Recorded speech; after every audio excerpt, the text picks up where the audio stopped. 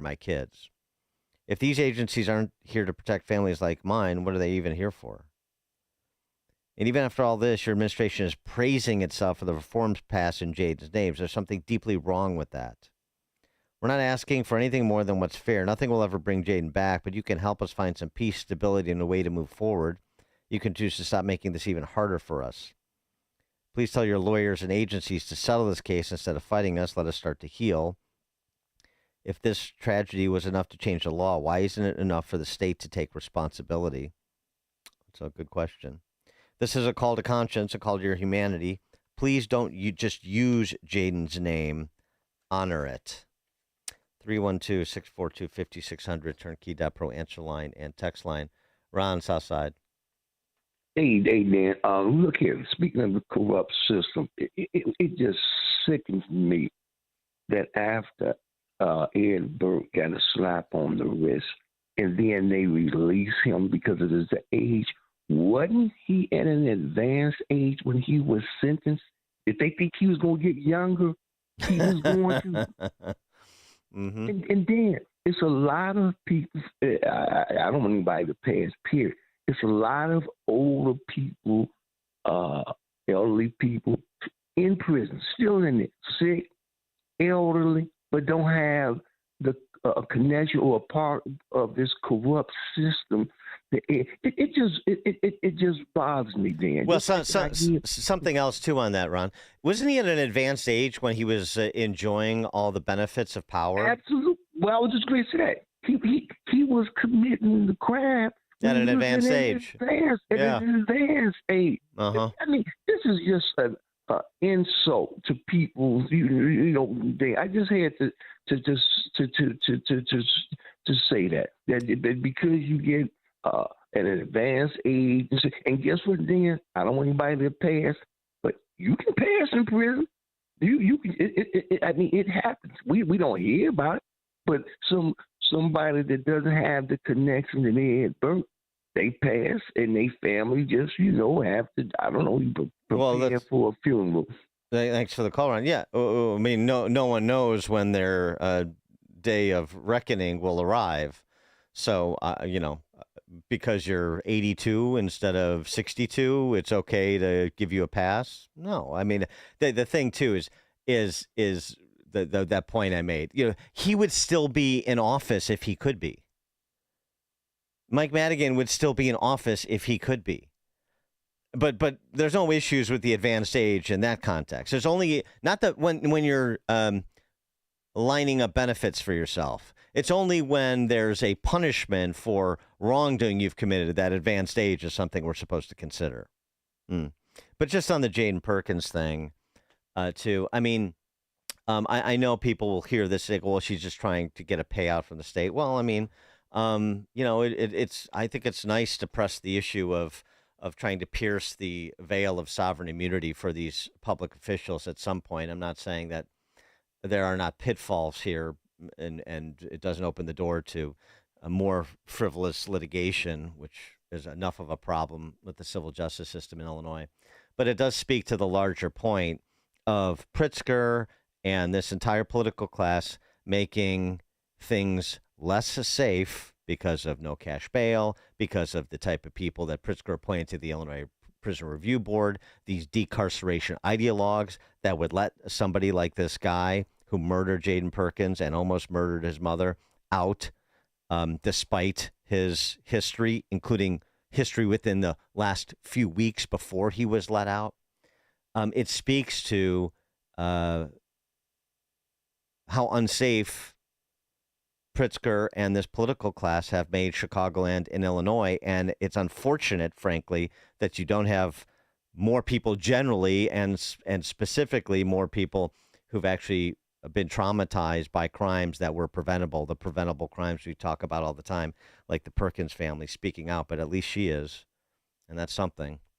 All right, coming up at 5:38, we'll turn our attention to the latest twists and turns in the pursuit of full disclosure with respect to the Epstein files. That's 5:38. Now we check the headlines. Good morning. It's 72 degrees in Chicago in the AM 560. The Answer Newsroom. I'm Nikki Whaley. President Trump is informing Canada he plans to impose a 35% tariff on the country in August.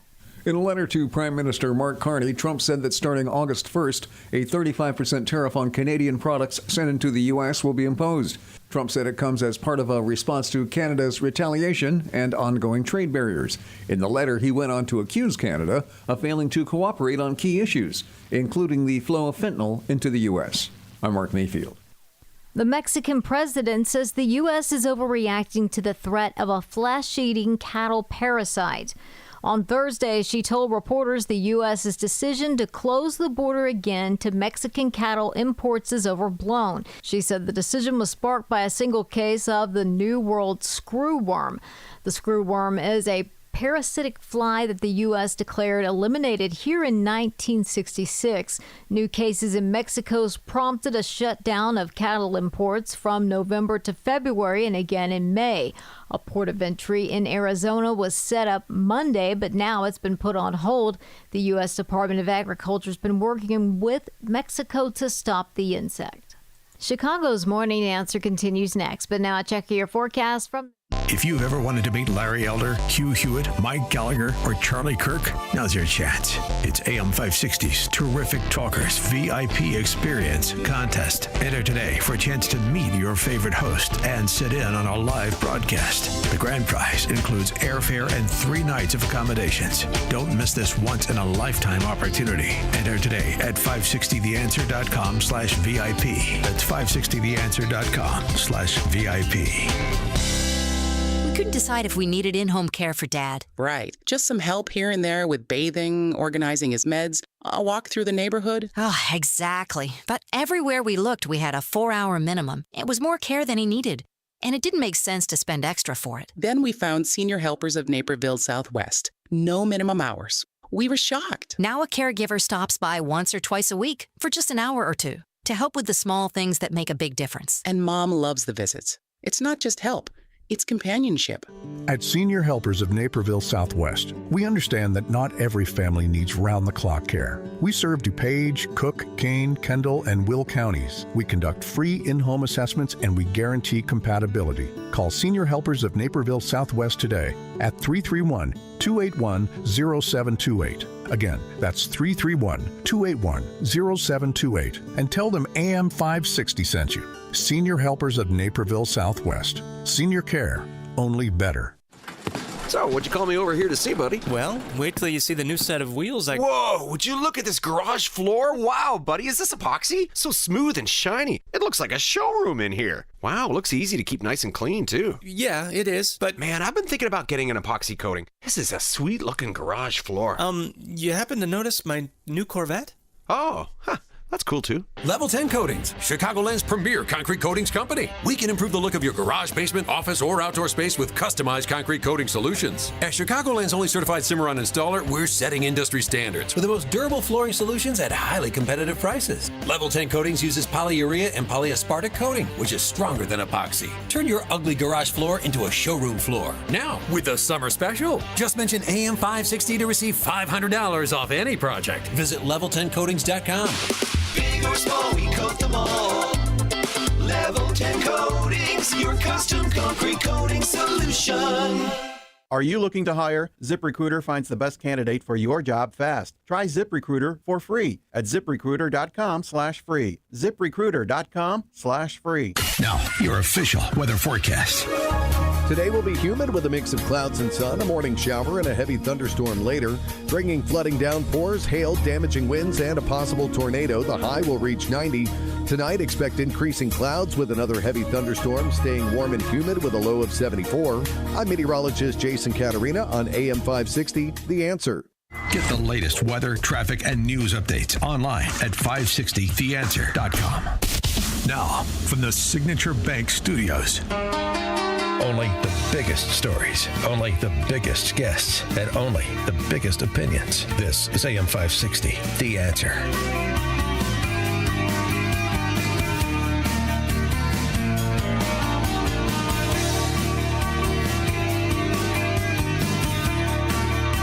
Top of the morning, Dan Proft here, and just checking the text line. 773 talking about the Jaden Perkins story, as we just were. The open letter should have been entitled a call to concealed carry. Yes, exactly. But it's obviously it's more than just that issue. One other thing I did want to point out, though, just in terms of people actually acting in furtherance of what we say, it's happened so rarely. It's worth pointing out. Hopefully, profiling them to encourage others. The Chicago Tribune editorial board. Please, no more mayoral victory laps on crime after River North shooting. Yeah, crime is slightly down. National trend lines are down. Of course, Chicago's still somehow persistently above the violent crime rates you see in bigger metropolitan areas like New York and L.A. and virtually everywhere else.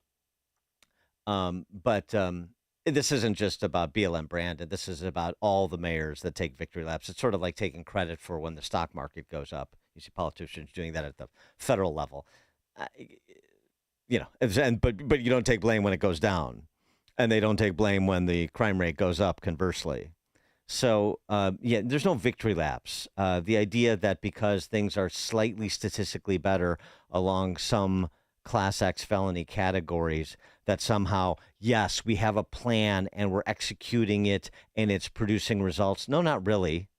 No. I mean, you have some decent personnel and you have, people like Larry Snelling that have the confidence of the police force, even though the rank and file don't enjoy the confidence of the mayor and vice versa. Victory laps are not warranted, really, ever. And the other thing that would be nice at some point for some politician to say is, look, even if it was a politician who actually backed the police, who was interested in law and order, we don't have those at the executive level in this state, and at least in Cook County and many of the collars, and at the state level, of course. But to say, we're not taking credit for it and we're not going to solve it because we can't. What we do here at the city level is do the best we can to clean it up. Mainly police are a reactive institution. Mainly the justice system is a reactive institution. Mainly it's after the dastardly deed has been done and the person or persons have been hurt or worse. That's mainly what we do. So unless you want to start having those difficult conversations and really putting people on the spot, using things like shame and doing a better job of saying this is the model and there is no equivocation about it, then just understand that no matter what we do and no matter how hard we crack down and the resources we bring to bear, you're going to continue to see a body count pile up on the streets of Chicago, because that's the reality. All this, these beautiful lies that Brandon Johnson tells people, notwithstanding. Brandon Johnson, Jelly Belly Pritzker, as they make things even more treacherous for law-abiding people in Chicago and Illinois, and that was the point about Jaden Perkins' mom's letter. Lewis in Brenham, Texas.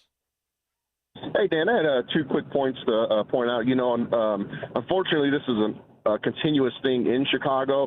When I was growing up living there, unfortunately, my family was not the most best of people, and I had a lot of cousins and family who were constantly getting in trouble, drugs, selling drugs, and violent crimes. And when I would ask them why do that, their response was, because they knew they would get out. To them, it wasn't a big deal. They'd do a month or two, and then they'd be released, and then they'd do it again, and then they'd be released. So this isn't really nothing new, unfortunately. And my second comment is for the lawsuit. I know you kind of mentioned that some people think it's a payday. Unfortunately, I'm going through a similar situation where I'm filing a lawsuit against the government for the wrongful death of my daughter. She's not filing, and I want to let people know she's not filing this for a payday. No amount of money is going to bring her child or my child back. Unfortunately, we can't have these individuals arrested like Governor Pritzker and all these other people who failed Ms. Perkins. But when she's doing this, this is a way to hold them accountable. This is the way to put them in front of a court, put their actions in front of the news, and show people their failures and what they did wrong and how they let them down. That is what she is doing by filing this lawsuit. I mean, I guarantee you that she'd give $1 billion to get her more than it. Our child's lives are worth more than just a couple hundred or a couple $1 million that they're going to shell out. 100%. Yeah. Thanks for the call, Lewis. Good luck with your case. Appreciate it. George in Naperville. Yes, Dan, what a sight that would be to see Pritzker run a victory lap. That would be better than NASCAR. Yeah, could be a couple broken femurs. Thanks for the call, George. Roger in Southside. My first call without your former partner. As you know, and I think everybody in the listening audience knows, this is a sick society we have here. The fact that our elected officials, state, county, city council, county board, can actually look at victims like this and just you try to pass the straight face test. I mean, it's sickening. It's sickening. Our aldermen who do this, day after day after day, the waste, who know the victims are out there, and they'll stand there with that smug look on their face. Well, at least it ain't my kids, and you can go right down. We don't have enough time in this episode to name the names. Hey, I wonder, will Burke return to Gibson's? Have a good Friday. Thanks for the call, Roger. I'm gloriously, I'm sure. And he'll equally triumphantly, I assume, return to Union League Club, but he may have to pay for that town car idling out front himself this time instead of Chicago taxpayers paying for it. I mean, it's such a sad commentary. And the fact that it generates very little response is the saddest part about it. Just like this Jaden Perkins thing. It's interesting. You mentioned the family members of the feudal lords in Chicago. We have another transfer of power happening. Walter Burnett is bequeathing, or is attempting to bequeath his aldermanic seat in the West Loop there to Walter Burnett. The second to the third. And you didn't see anything wrong with it because, in the great old Mayor Daley fashion, if you can't help your kids, who can you help? So my younger son is very known in the community, known by all my community organizations, everybody I work with, and he has the temperament. He has the work ethics. He has the work ethics, plural. The temperament, he's known by Walter Burnett. Walter Burnett gives Walter Burnett his stamp of approval. That's good enough for me. And it'll probably be good enough for that ward, don't you think? And Walter Burnett, reformed bank robber, wheelman, at least in a bank robbery. Great to see he turned his life around and became a feudal lord. The last 30 years, Walter Burnett has been part and parcel of everything that's gone on in Chicago. And the punishment we're going to level on Walter Burnett is Brandon Johnson is probably going to make him the head of the Chicago Housing Authority. And his son will backfill his slot as the alderhuman. And what? Who's going to say anything or do anything about it? And then Burnett had this kicker, too, on his kid. Look at the people in the media who kids grow up and do what their parents do. Look at pastor kids. Look, most pastors are second-generation pastors. Look at corporations. It's natural. It is natural, right? You said natural handoff. What's wrong with that? Is he right? 312-642-5600, turnkey.pro answer line. It happens in the media, but enough about Stefan Holt. I mean, sure, that's true. I guess it speaks to a government-centric mentality that the idea of being elected official, first of all, that an office is something that you can bequeath. You groom your son to just step into your position, treating offices as family heirlooms. But Walter Burnett, hardly the only one who's done that. I mean, this is routine. It's unremarkable. It's so routine. But the other thing it speaks to, doesn't it? Yeah, being a politician, being an elected official, city level, state level, at least here, that's a career. It's not your temporary representatives who then go back to their private pursuits. Step up and then step back and let somebody else step up, and let's get some fresh blood in there and fresh ideas and new dynamics and so forth. No. This is something that you make a career out of, and you make a career out of the elected office until you want to go to an appointed office or a higher elective office or some other agency. It depends what you're interested in. Is it more political profile and power? Is it another pension or pension enhancement? Is it to make bigger money by trading on the influence that you have in these feudal circles?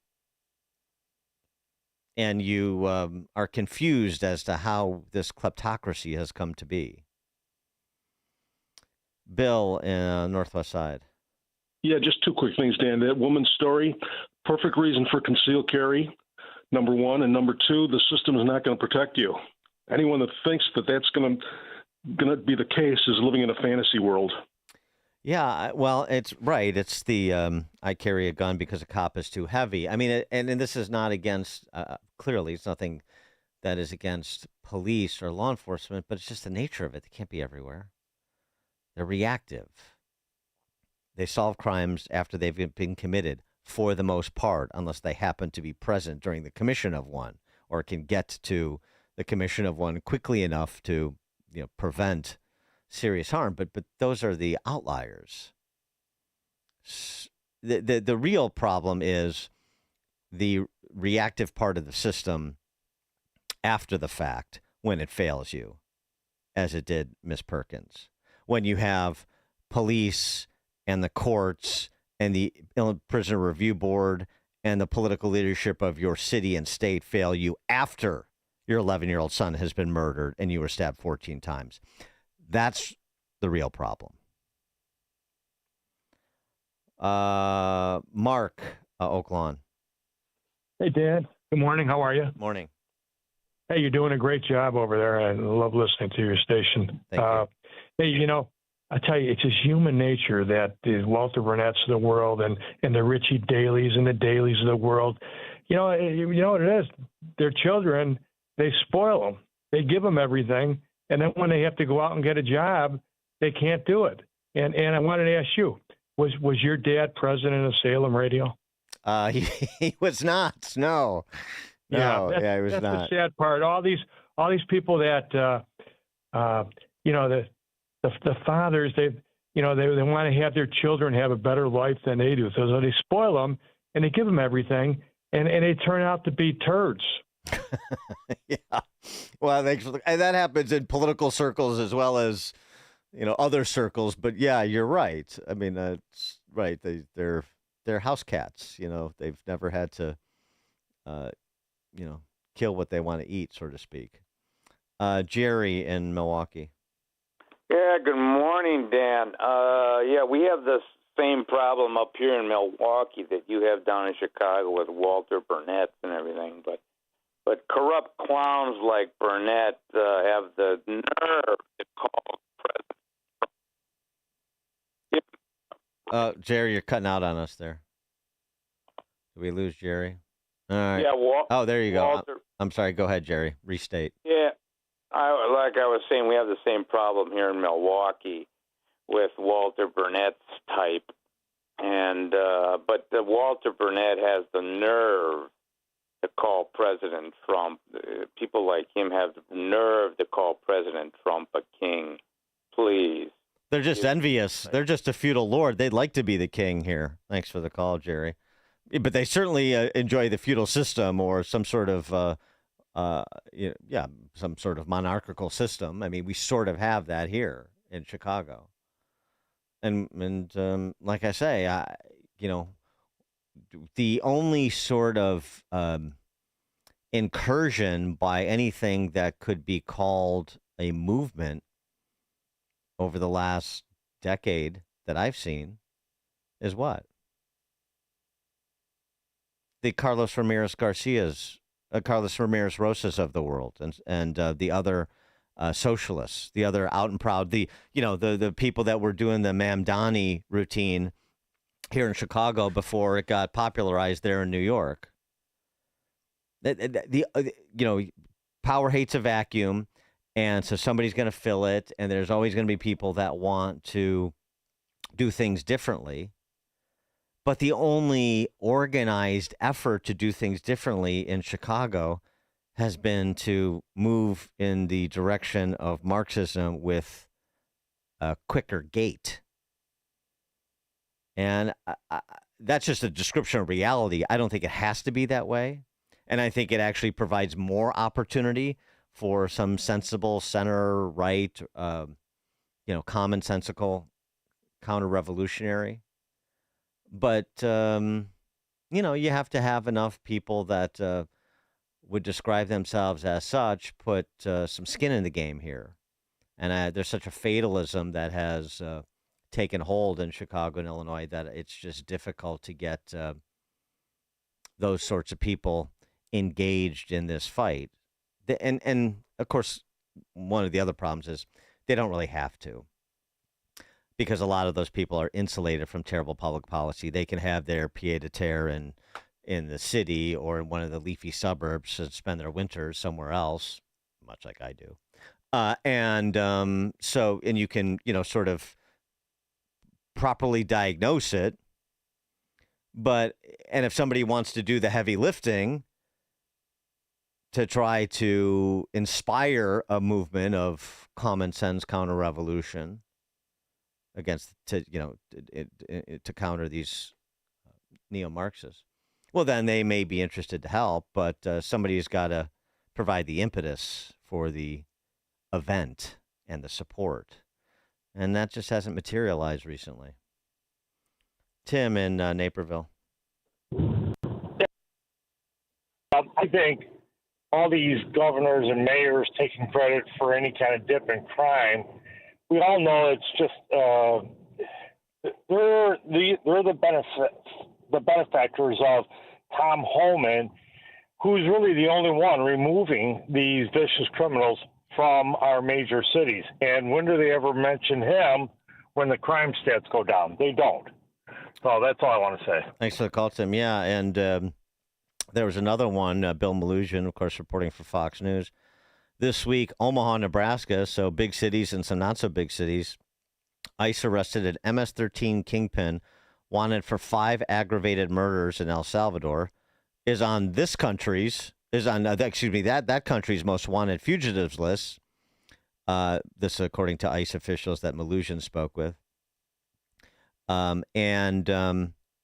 He is, and they arrested another associate who's also wanted for murders in El Salvador. Both men released into this country under the Biden administration. How do you justify those sorts of decisions? Just again, to connect the dots locally to preventable crimes. How do you justify the decision to release a known domestic abuser who only served half of his sentence, despite the warnings and concerns of his latest target, and despite the fact that 3 weeks before his early release, he attempted to make contact with said target? So it wasn't like she was just, fearful because he's a bad guy and he's going to be out and he has this penchant to harm women and apparently children. It actually happened 3 weeks. How do you square that sort of decision making? But you have to deliver consequences for people that make those decisions, whether it's at the federal level, letting MS-13 kingpins into this country, or it's at the state and local level, releasing repeat abusers who go on immediately after their early releasing them to gruesomely murder an 11-year-old. All right, coming up at 6:06, Epstein. It is now 6 a.m., AM 560 WIND. Protesters clash with ICE agents in California. I'm Chris Foster, Fox News. It happened during one of at least 2 large-scale raids in the region. Immigration agents had arrest warrants for allegedly illegal workers at a state-licensed marijuana farm in Camarillo, California. The crowd runs as canisters of gas hit the ground off Laguna Road, where protesters have been facing off with Homeland Security officers carrying out an operation at a local farm. Federal personnel using gas to push back protesters who've gotten word of the operation. Ventura County Fire confirming their units were dispatched to provide medical aid along the road for people who'd called 911 after getting hit with the gas or rubber bullets. Fox 11 LA's Christina Gonzalez. Secretary of State Rubio has met with his Chinese counterpart at an Asia summit in Malaysia. There are always going to be issues that we disagree on. I think there's some areas of potential cooperation. Without discussing any particular dates in mind, he says there is a high probability of a meeting between President Trump and China's President Xi. The Trump administration is blocking immigrants in the country illegally and undocumented kids from several government programs. Several federal agencies are taking steps to prevent immigrants living illegally in the country from accessing federal benefits, including Head Start, family planning, mental health and substance abuse support, and workforce development grants. The White House says it is the biggest step in 30 years to protect taxpayer-funded benefits for American citizens and will preserve $40 billion. President Trump signed an executive order in February requiring administration officials to identify all federally funded programs allowing undocumented immigrants to obtain benefits, saying at the time there is a compelling government interest to remove incentives for illegal immigration. At the White House, Jared Halpern, Fox News. President Trump is expected to meet with first responders and grieving families today in Kerrville, Texas, a week after flash flooding that's killed at least 120 people. America's listening to Fox News. WIND, Chicago. Good morning. It's 72 degrees in Chicago in the AM 560 The Answer Newsroom. I'm Nikki Whaley. Federal authorities are revealing the cause of a deadly house explosion last month in Crestwood. The National Transportation Safety Board says the blast on June 12th was caused by a gas leak in the service line. The explosion claimed the life of a 76-year-old man. One neighbor told reporters that the man had lived in the house for 25 years and he had lived by himself for the last 2 years since his wife had passed away. A death investigation is underway after a man and woman were found dead inside of a running car in the Little Village neighborhood. The discovery was made last night in the 3000 block of South Kominsky Avenue. Both victims were pronounced dead at the scene. The man has been identified as 70-year-old Ruben Garza, and the woman's identity has yet to be disclosed. Autopsy results are pending. The Chicago Police Department is unveiling a new facility today designed to monitor crime on the CTA. The Public Transportation Section Strategic Decision Support Center is located on South State Street. The facility will use technology and surveillance cameras to spot incidents as they're unfolding. CTA officials say the center will be staffed 24 hours a day. And 2 teens remain hospitalized after they were shot on the Dan Ryan Expressway on the south side. The shooting incident happened on Wednesday afternoon in the inbound lanes near 43rd Street. One victim's in critical condition, the other in serious condition. No one is in custody at this time. The Bears organization is seeking feedback from fans about what they want in a new stadium. The team has sent out a survey to several season ticket holders asking for input on things like parking, tailgating, and other fan experiences. The survey features renderings of stadium lounges and upgraded seats, as well as possible seating charts showing how the new stadium could be configured. A check of the roads coming up in 2 minutes on AM 560 The Answer. Larry Elder. The Larry Elder Show. Dow Jones, S&P, NASDAQ, all 3 major indices hitting record highs. The hopeful passage of the big, beautiful bill, lower regulations, inflation has been tamed. I don't know. It just doesn't sound to me like we're on the verge of a recession, let alone a depression, which some people have predicted. The Larry Elder Show, weeknights at 8, right before Sean Hannity at 10 on AM 560. The Answer. You need a construction company, but who? Paul Prescott. A construction company you can trust that shares your Christian and conservative values. For decades, Crosscom has been doing work in Chicagoland, Northwest Indiana, and Wisconsin. Roofs, siding, windows, doors, gutters, basically everything for your home or business, even solar. Quality work and professional services that make you feel great about your decision to work with Crosscom. Call Crosscom. 630-871-5500. Give them a chance to earn your business. If your repairs are due to storm, fire, or flood damage, you need to Call Crosscom. They're licensed public adjusters. They work for you, not the insurance company. Crosscom will work to get you the money you deserve, the maximum payout. They know the insurance companies and how to deal with them. They win for you. Call Crosscom. Crosscom Construction and Public Adjusters. This is Dan Lights with Crosscom. You can trust us with your home or business for high-quality work and fair prices. It's the only way we do business. 630-871-5500. CrosscomPublicAdjusters.com. You're great at protecting your personal information. You might even use things like two-factor authentication and strong passwords. But as much as you try to control how your info's protected, there are other places that also have it, and they may not be as careful. That's why LifeLock monitors hundreds of millions of data points a second for threats. If your identity's stolen, they'll fix it guaranteed, or your money back. Save 40% your first year with my name Clay as the promo code at LifeLock.com. Terms apply. Progressive presents Employee of the Month. Small Business Edition. Today's recipient from Terry's Tiny Homes, Terry. Sure, as the only employee of her company, Terry was probably the front runner, but saving money getting personalized discounts with a commercial auto quote from Progressive, well, that gave Terry the edge. Over Terry. Terry. Keep awkwardly chanting your own name, Terry. You deserve it. Woo! Be your own Terry. See if you could save in as little as 7 minutes at ProgressiveCommercial.com. Progressive Casualty Insurance Company and Affiliates. Discounts not available in all states or situations. Coverage varies by plan. View contracts and exclusions at EnduranceWarranty.com. If you're driving a car or truck with an expired warranty and suddenly lost your transmission or needed a full engine repair, would a $4,000 repair bill leave you stranded? I'm Danica Patrick. Don't get caught off guard with a vehicle breakdown. Choose the company I trust. Endurance. No matter the mileage, if your vehicle is less than 20 years old, Endurance offers auto protection plans for any budget. Protection on the drivetrain, electrical, transmission, AC, and more. Plus 24/7 roadside assistance and rental car reimbursement on any plan. Endurance handles everything, from making the claim to paying the certified mechanic of your choice. Act now and get 1 full year of elite benefits. A $2,000 value, free.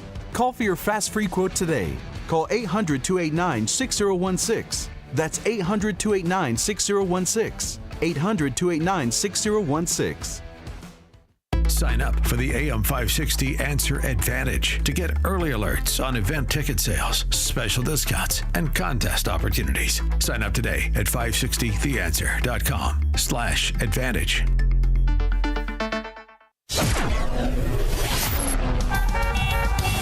From the Team Hochberg Traffic Center, I'm Nikki Whaley. On the Edens inbound from Lake Cook to Montrose, 14 minutes. Outbound, about 13 minutes. On the Kennedy inbound from Montrose to the Burn Interchange, about 13 minutes. Outbound is about 11 minutes. On the Eisenhower inbound from the Jane Addams to the Old Post Office, 29 minutes. From Wolf to the Old Post Office, 15 minutes. On the outbound side, from the post office to Wolf, about 18 minutes. On the Stevenson inbound from the Tri-State to Lakeshore Drive, 25 minutes. Outbound is about 20 minutes. On the Dan Ryan inbound from 95th to the Burn Interchange, 21 minutes. Outbound is about 12 minutes. And on the Chicago Skyway, eastbound from the Dan Ryan to the Indiana State Line, 4 minutes. Westbound, it's about 7 minutes. Chicago's Morning Answer continues next, but now a check of your forecast from the National Weather Service. Today will be humid with a mix of clouds and sun. Expect a morning shower followed by a heavy thunderstorm in the afternoon. These storms may bring flooding rain, hail, strong winds, and even a possible tornado. The high will reach 90 degrees. Tonight, clouds will increase with another heavy thunderstorm. It'll remain warm and humid with a low of 74. I'm meteorologist Jason Caterina on AM 560, The Answer. Get the latest weather, traffic, and news updates online at 560theanswer.com. Now, from the Signature Bank Studios, this is Chicago's Morning Answer with Dan Proft on AM 560, The Answer.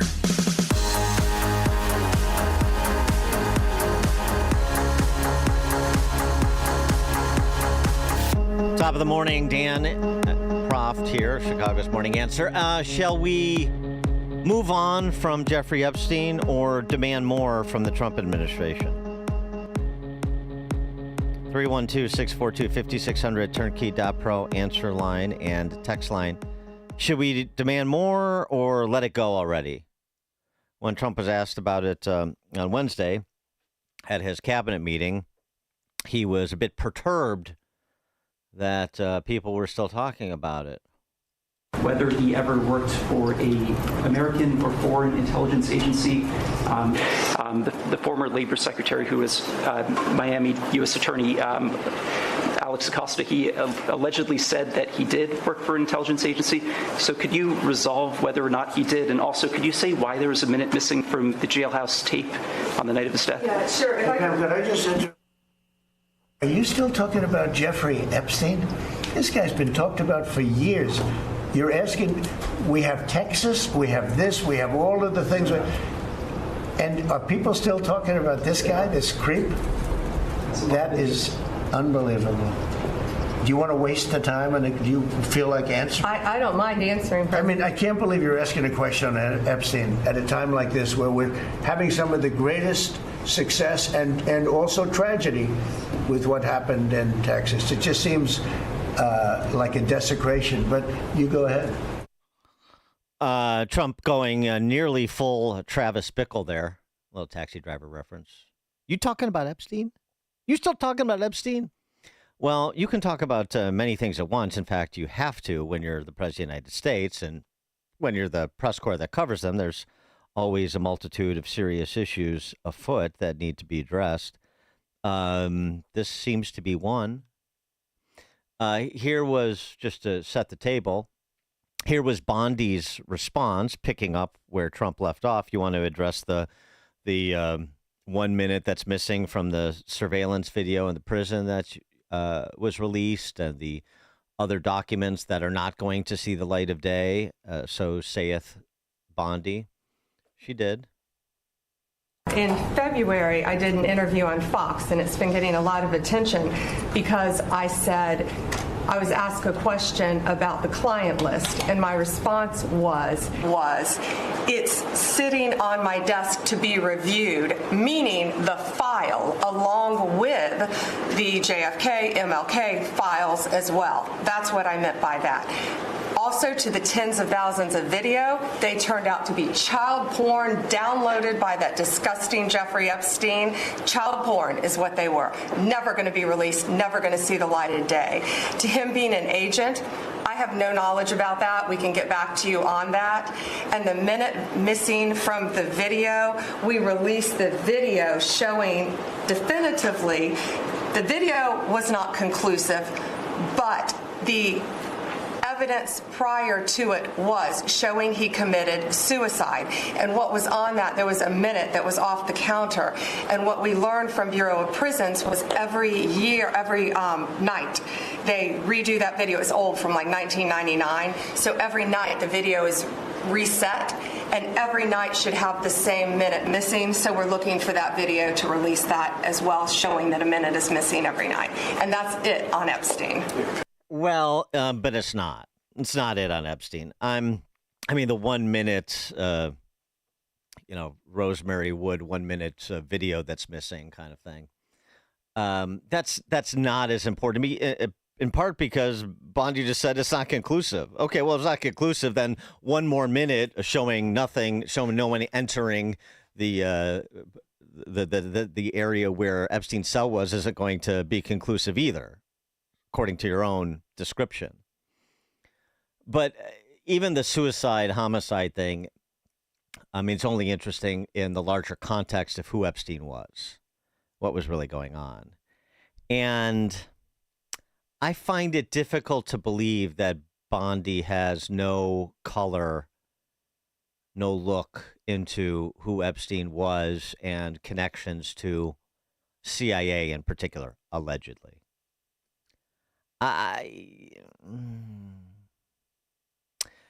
And as to, I have the file sitting on my desk, not the client list. Yeah, but here's the problem with that.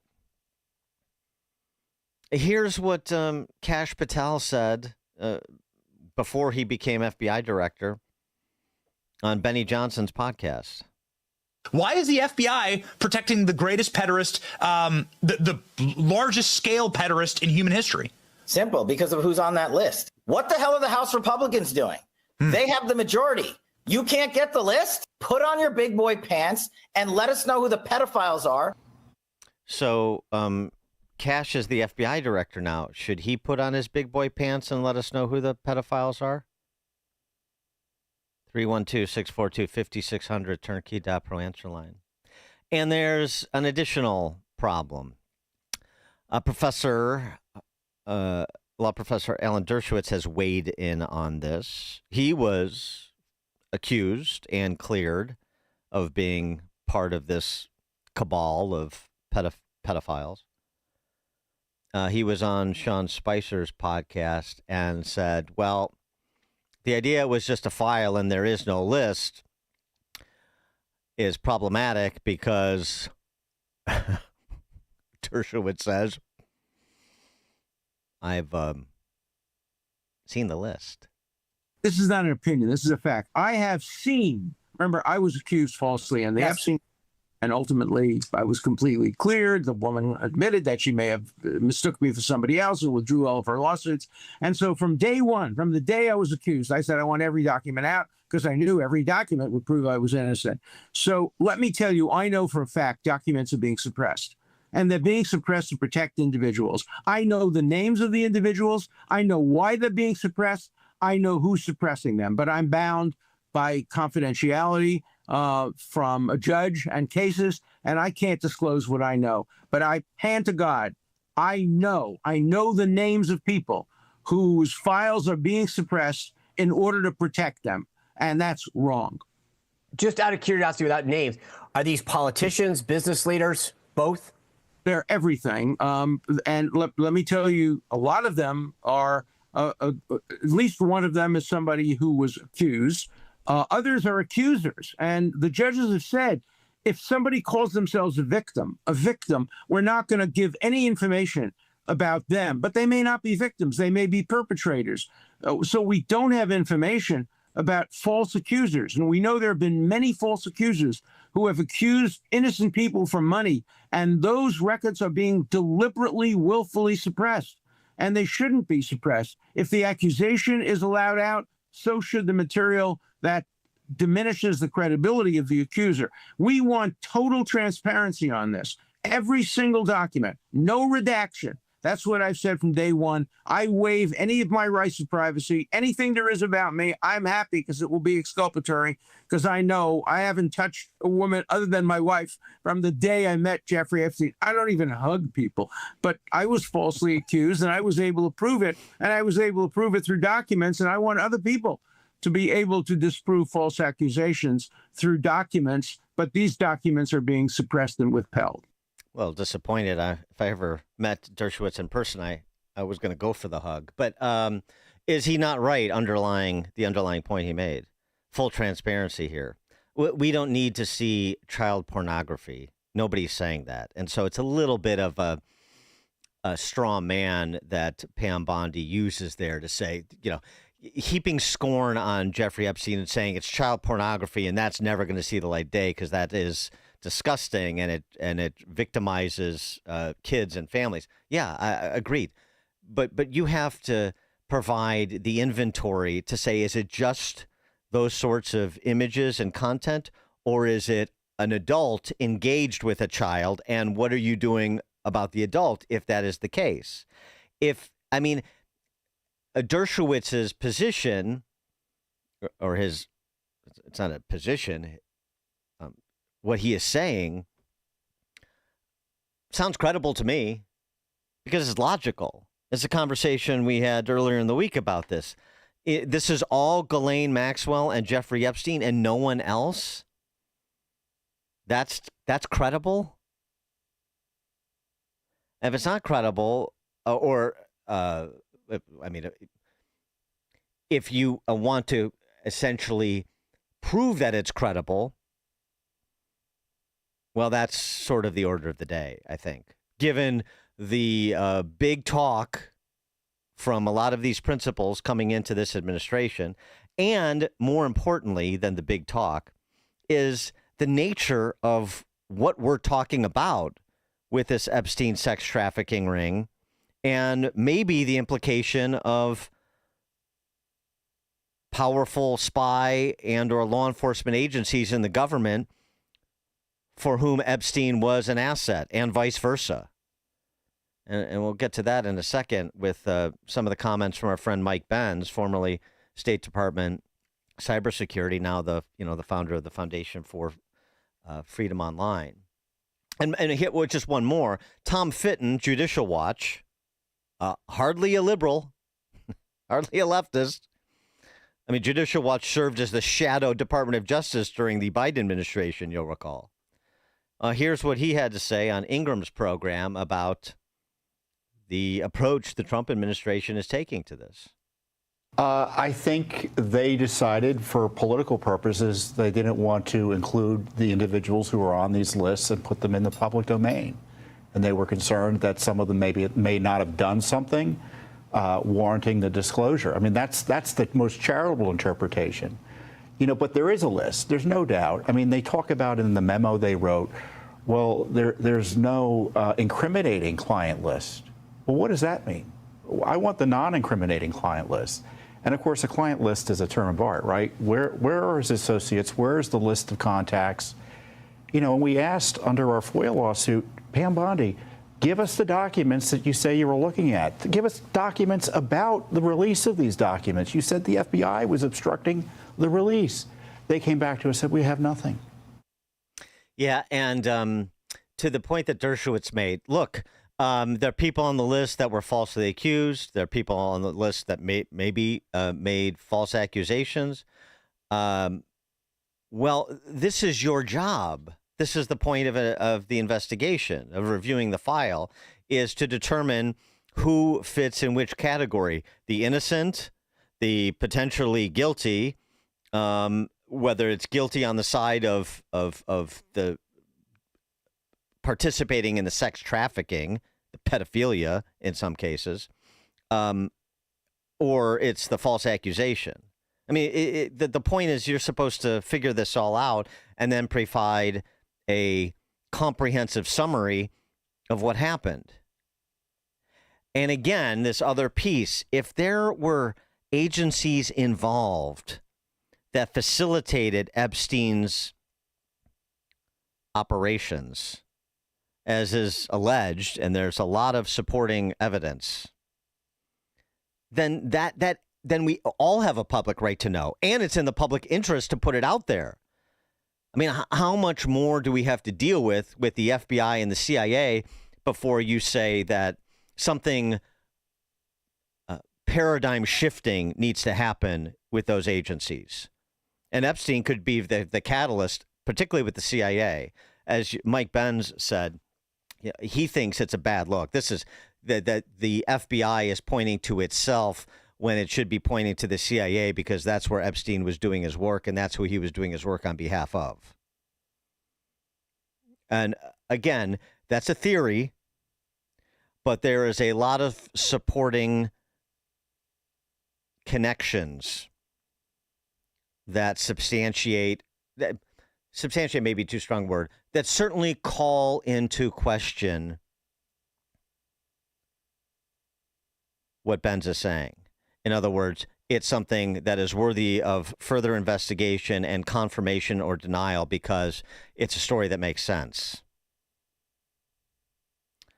Text from 815. My wife and I have a lot of big things going on. Last night I came home with perfume and lipstick on my shirt. I did a Trump reaction. We have good things going on. Why do you want to talk about this? Exactly. Yeah. I don't think we move on from this. How can you actually? Frank in Board of Trade.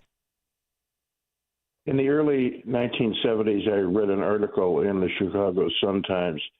Someone had uncovered file cards, 10,000 file cards of people who secured the services of young boys or kids in the Washington, D.C. area. I don't know if any of that has come to light either.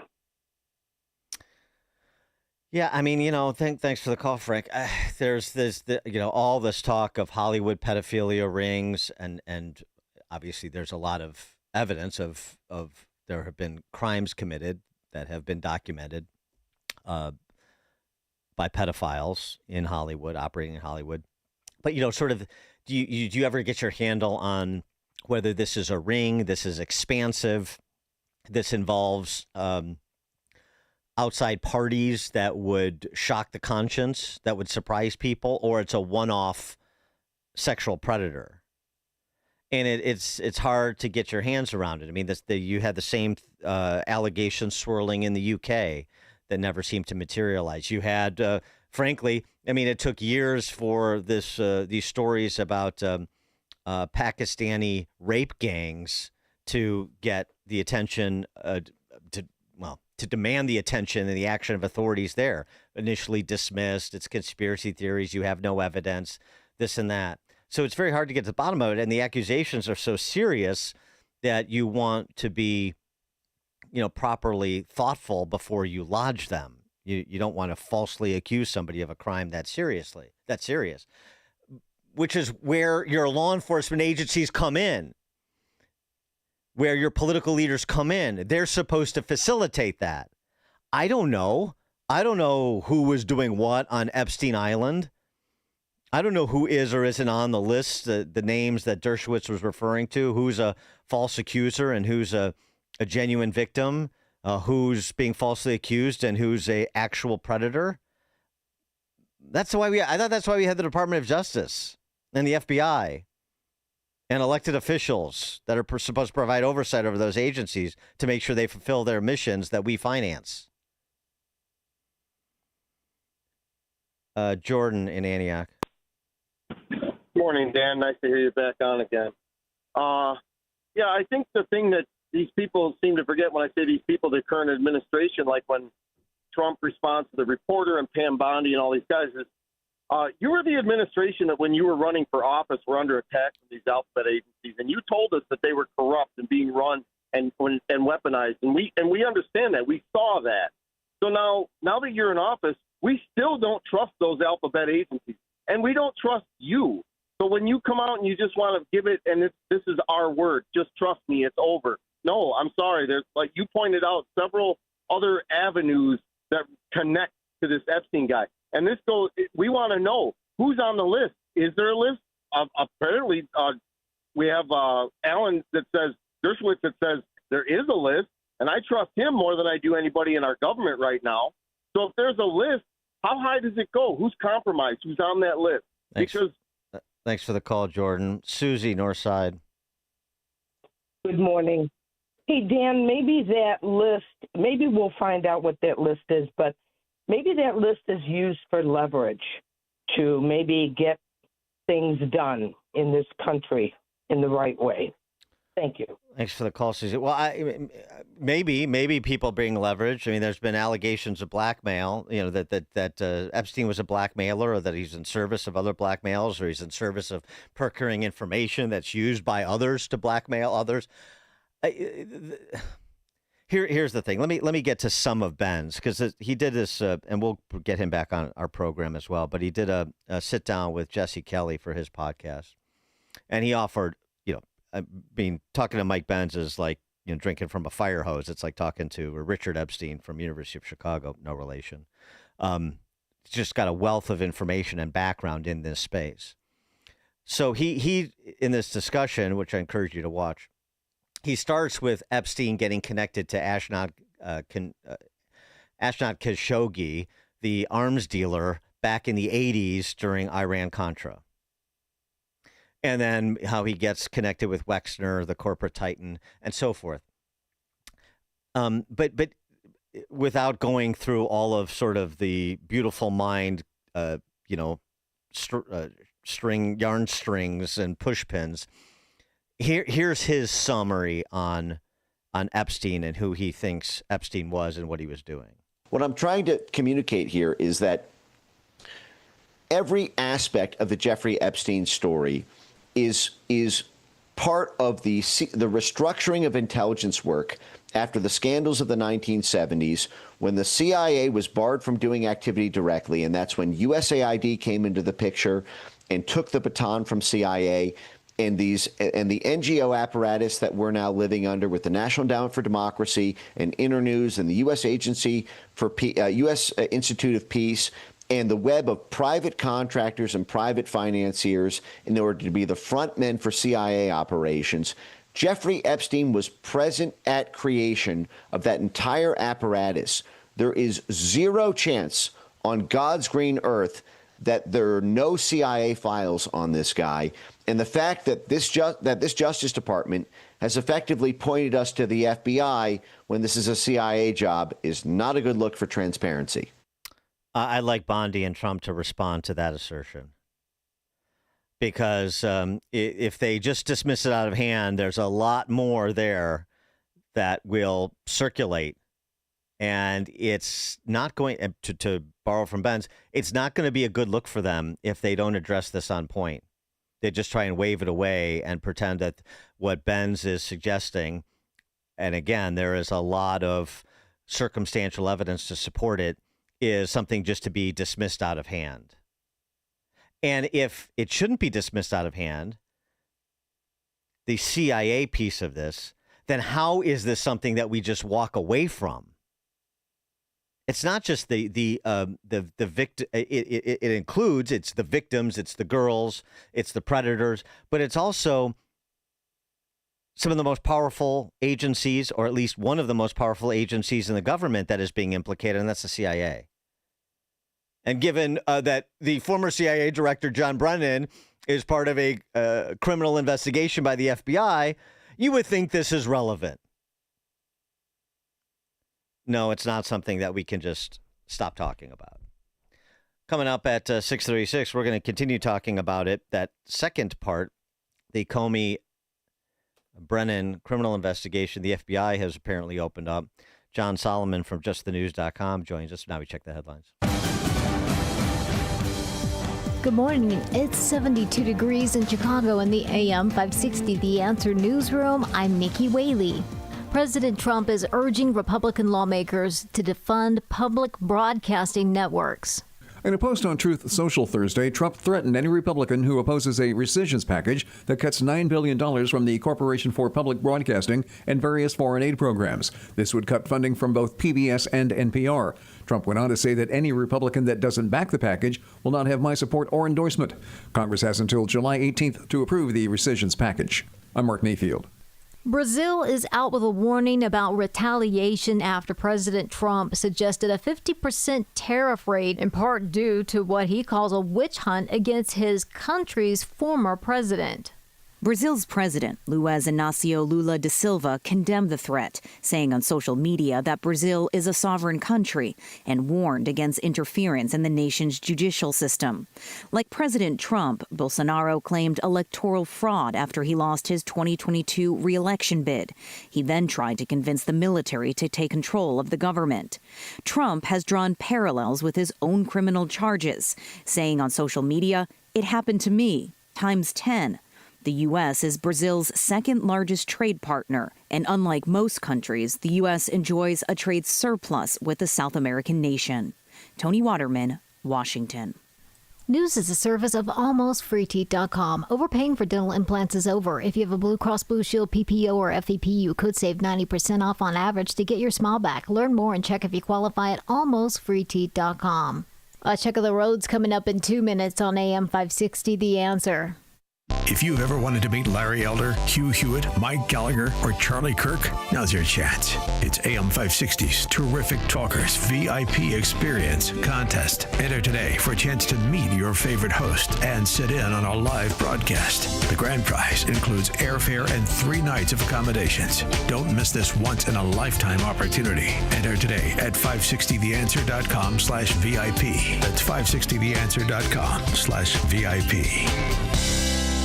Sign up for the AM 560 Answer Advantage to get early alerts on event ticket sales, special discounts, and contest opportunities. Sign up today at 560theanswer.com/advantage. The following advertisement includes a celebrity impersonation. The summer heat in Chicagoland is no joke. And if your old air conditioner is making funny noises, you may already know it's time for a new unit. Look, your air conditioner, it's a disaster. People are telling me it's the worst ever. Don't sweat it, literally. When it comes to cooling your home, Air Right Heating and Cooling does it the best. And they love our country. Beautiful people. Rebates are still available, financing is flexible, and at Air Right installations are smooth and professional with no surprises. It's beautiful. Some people say it's the coolest air anyone's ever felt. I don't know. That's just what they're saying. It's doing an incredible job. Really tremendous. Plus, tell them AM 560 sent you, and Air Right will give you $56 off any service. Visit Air Right Heating and Cooling today at AIR-RITE.com. Again, that's AIR-RITE.com. Air Right Heating and Cooling, doing it right since 1959. Experience a luxurious summer when you visit Trump International Hotel and Towers, Chicago, a Forbes Travel Guide 5-star hotel. Take in stunning views of the Chicago skyline from the heart of the city, steps away from the iconic Magnificent Mile and the revitalized Riverwalk. Treat yourself to exquisite dining at Terra 16 Restaurant and Rebar Lounge, overlooking the Chicago River and Lake Michigan. Catch the Navy Pier fireworks display from Terra 16's patio on Wednesdays and Saturdays all summer long. Relax in immaculately designed suites that offer the utmost level of comfort. Refresh in the state-of-the-art spa featuring a 75-foot swimming pool, steam and sauna rooms, relaxation lounge, and more. The Trump Hotel Chicago offers sophistication and elegance to downtown Chicago and is a convenient travel destination for your summer getaway. Simply visit Trump Chicago online to make your reservations today and search offers to find the never settle summer stay. Book today. If you're living with pain, see how Relief Factor can help. My back got injured very bad. I was off work for about a year. I heard about Relief Factor from my wife. I took it every day, 3 times a day for 3 weeks. Look at her and I said, the pain is gone. And she said, I'm glad it helped. I said, no, you don't understand. It's gone. Fight pain naturally with Relief Factor. Go to ReliefFactor.com and get your 3-week quick start today. Only $19.95. Are you over the age of 55 and want to secure your wealth with physical gold and silver? We are Advantage Gold, the #1 customer-rated gold company in America. We have been helping investors take their 401ks and retirement accounts and diversify them into physical precious metals like gold, silver, platinum, and palladium. Call us right now, 800-900-8000. Just call 800-900-8000 and claim your free gold investing starter kit. Also learn how you might qualify for up to $10,000 in free gold and silver. Past performance is not indicative of future results. Please consult your tax or financial advisor. Call us at 800-900-8000. When you speed, you have less time to react. Follow the speed limit to keep other road users safe. Speeding catches up with you. Paid for by NHTSA. From the Team Hochberg Traffic Center, I'm Nikki Whaley. On the Edens inbound from Lake Cook to Montrose, 14 minutes. Outbound, about 13 minutes. On the Kennedy inbound from Montrose to the Burn Interchange, about 13 minutes. Outbound is about 11 minutes. On the Eisenhower, inbound from the Jane Addams to the Old Post Office, 29 minutes. From Wolf to the Old Post Office, 15 minutes. On the outbound side, from the post office to Wolf, about 18 minutes. On the Stevenson, inbound from the Tri-State to Lakeshore Drive, 25 minutes. Outbound is about 20 minutes. This report is sponsored by Blindster.com. Blindster.com sells custom blinds, shades, and shutters at low prices. Their blinds are handcrafted to fit your windows, and if they don't for any reason, they'll remake them for free. Your satisfaction is always guaranteed at Blindster.com. Chicago's Morning Answer continues next, but now check your forecast from the National Weather Service. Today will be humid with a mix of clouds and sun, a morning shower, and a heavy thunderstorm later, bringing flooding downpours, hail, damaging winds, and a possible tornado. The high will reach 90. Tonight, expect increasing clouds with another heavy thunderstorm, staying warm and humid with a low of 74. I'm meteorologist Jason Caterina on AM 560, The Answer. Get the latest weather, traffic, and news updates online at 560theanswer.com. Now, from the Signature Bank Studios. Only the biggest stories, only the biggest guests, and only the biggest opinions. This is AM 560, The Answer.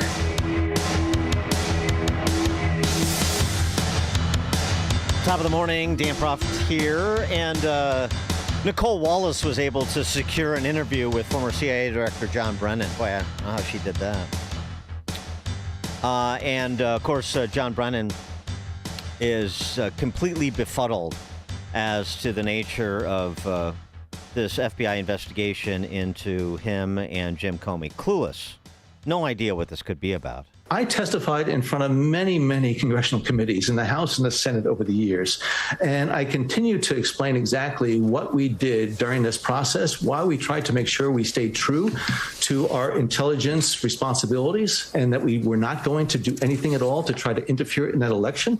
And again, it was a challenging time, but also one I think that the people who actually worked this, both in terms of trying to collect intelligence prior to the election and then the ones who put together the intelligence assessment, they really, I think, showed the best of what the intelligence community and what CIA is made of. So, again, I am clueless about what it is exactly that they may be investigating me for. That's how you do it. You lean into it. I'm very proud of the work we did.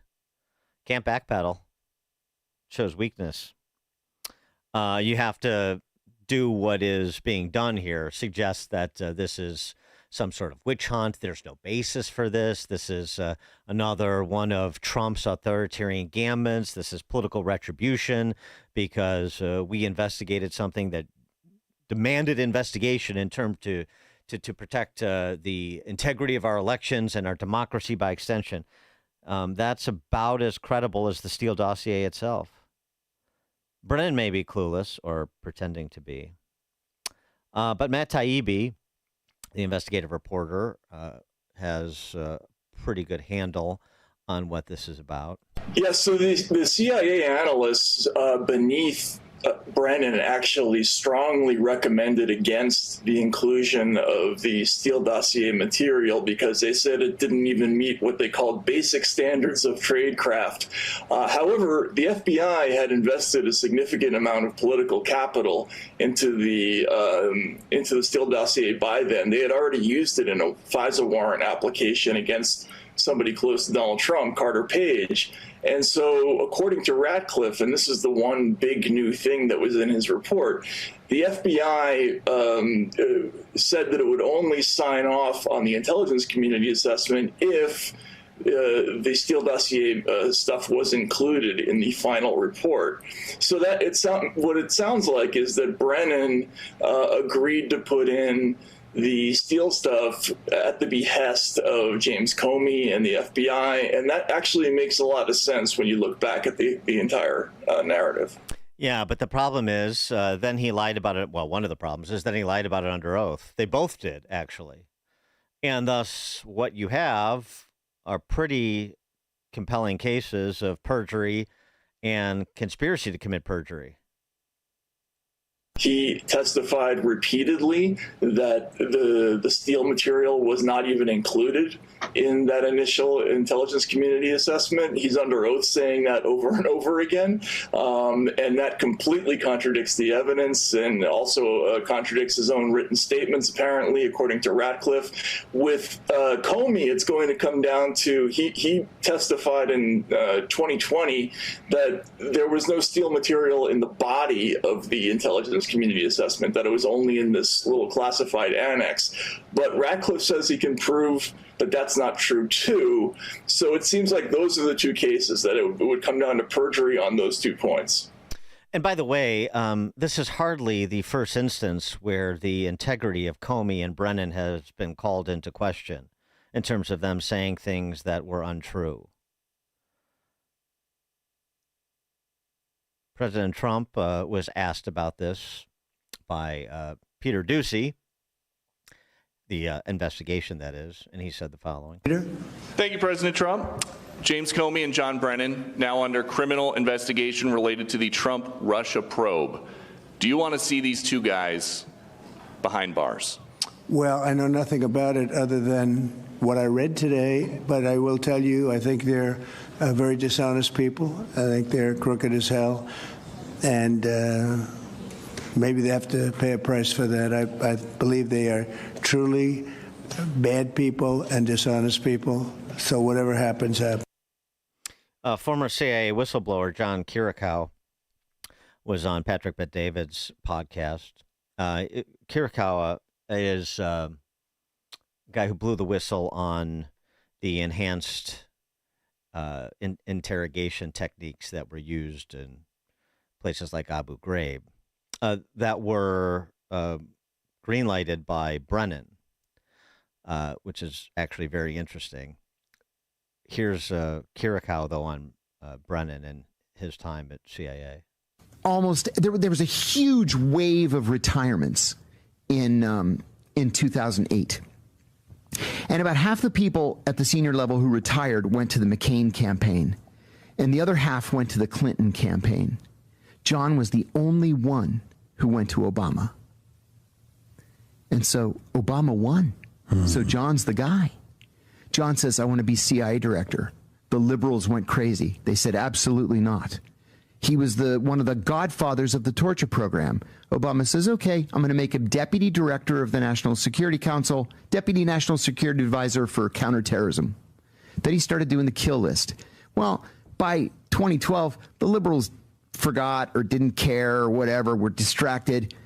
They make him CIA director, and then he starts just wreaking vengeance on all of his enemies. Wow. This is a bad guy. John Brennan is a very bad guy. From day one, he was a bad guy. Who liked him in the CIA?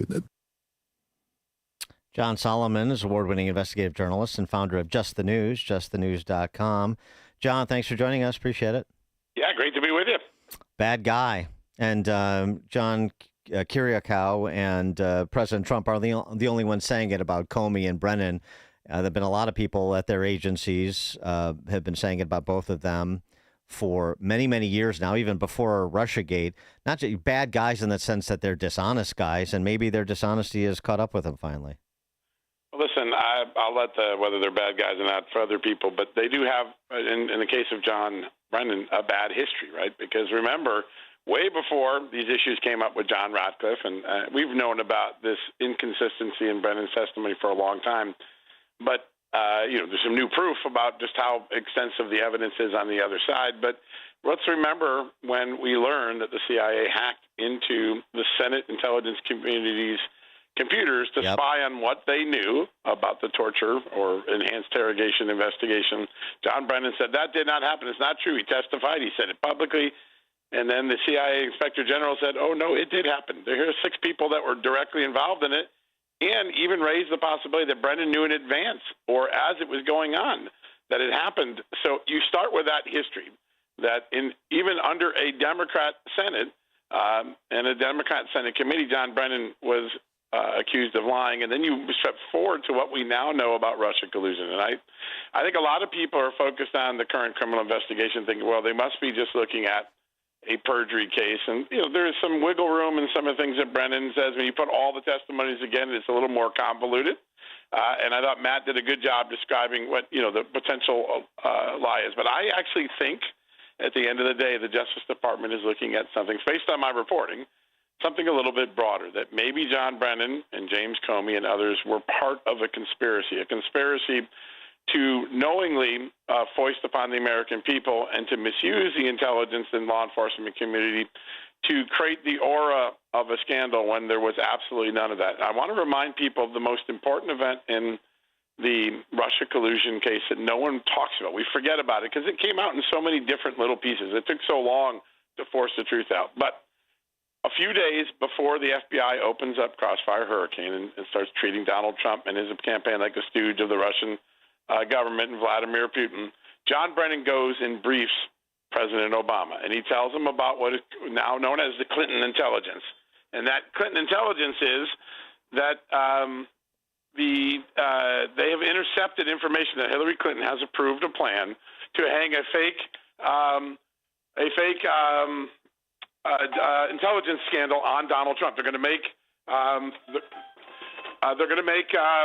Donald Trump look like he's a Russian stooge. He tells Obama, we know they're doing this, and that's it. They leave. 4 days later, they begin an investigation that affirms that evidence, even though they know it's a fake thing by Hillary Clinton, and that they themselves don't trust the evidence that's coming in, like the Steele dossier. That is the focus of what's going on right now. I think they're looking at this as a continuing conspiracy that might go all the way to 2023 when inaccurate or false testimony is kept to keep the cover story up. But I think they're looking at something based on my reporting much broader than did someone give one statement of false testimony in one hearing. I think it's much broader than that. Yeah, well, I mean, it should be. Because you have all these indicia of conspiracy that's in the public domain. Now, can you put it together something that meets the standard of the statute? Well, that's a question for the FBI. But remember, I want to just bring this into the conversation too. Yeah. Comey emails former DNI Jim Clapper in 2017, trying to prevent him from publicly acknowledging that U.S. intel agencies had not deemed the Steele dossier reliable and were not relying on its claims. So why is he intervening to try to inform the opinion? And we've got the email, and it's been out. Why is he intervening in that way to try to get everybody, singing from the same hymnal? Yeah. Well, listen, it's part of a continuing. It's part of a continuing effort to keep a false aura up for the American people, one that interfered in the 26th election, one that impeded on the president's first 2 years of the first term of the Trump administration. We forget how much the Russia collusion story took steam out of the sails of the Trump administration, its ability to govern, its ability to make a deal with Russia or other European allies who suddenly didn't trust Donald Trump, thinking he was in on this game. And we now know there was no basis to believe it. I mean, remember, John Durham said nothing in the Steele dossier was accurate, and there was no basis to open the investigation. That is the findings that came out during a Biden Justice Department. So I think when you look at all of these different, there are things going on. You see James Comey and John Brennan flip and flop all around in these conversations, and so they have it a little bit each way, and that sort of ambiguity allowed the aura of an investigation to look like it was roaring. And I think when, in fact, there was nothing to worry about, nothing to really investigate. There was no collusion. And I think today, when people look back, they wonder if this isn't a continuation of a multi-event misuse of government. That maybe what started in July of 2016 with the briefing of Obama and Hillary Clinton's approval of a plan continues all the way into the Jack Smith investigation, which is the conspiracy has been one long effort to use the power of government to keep a Trump presidency from succeeding or from Trump to becoming president or winning the presidency back. And I think one of the debates going on in the Justice Department right now is, do they build that big a conspiracy case? They look at a 10-year window and say this was just an ongoing conspiracy by a group of people who keep showing up on TV and keep making the allegations and who have the power of government to do things for a period of time.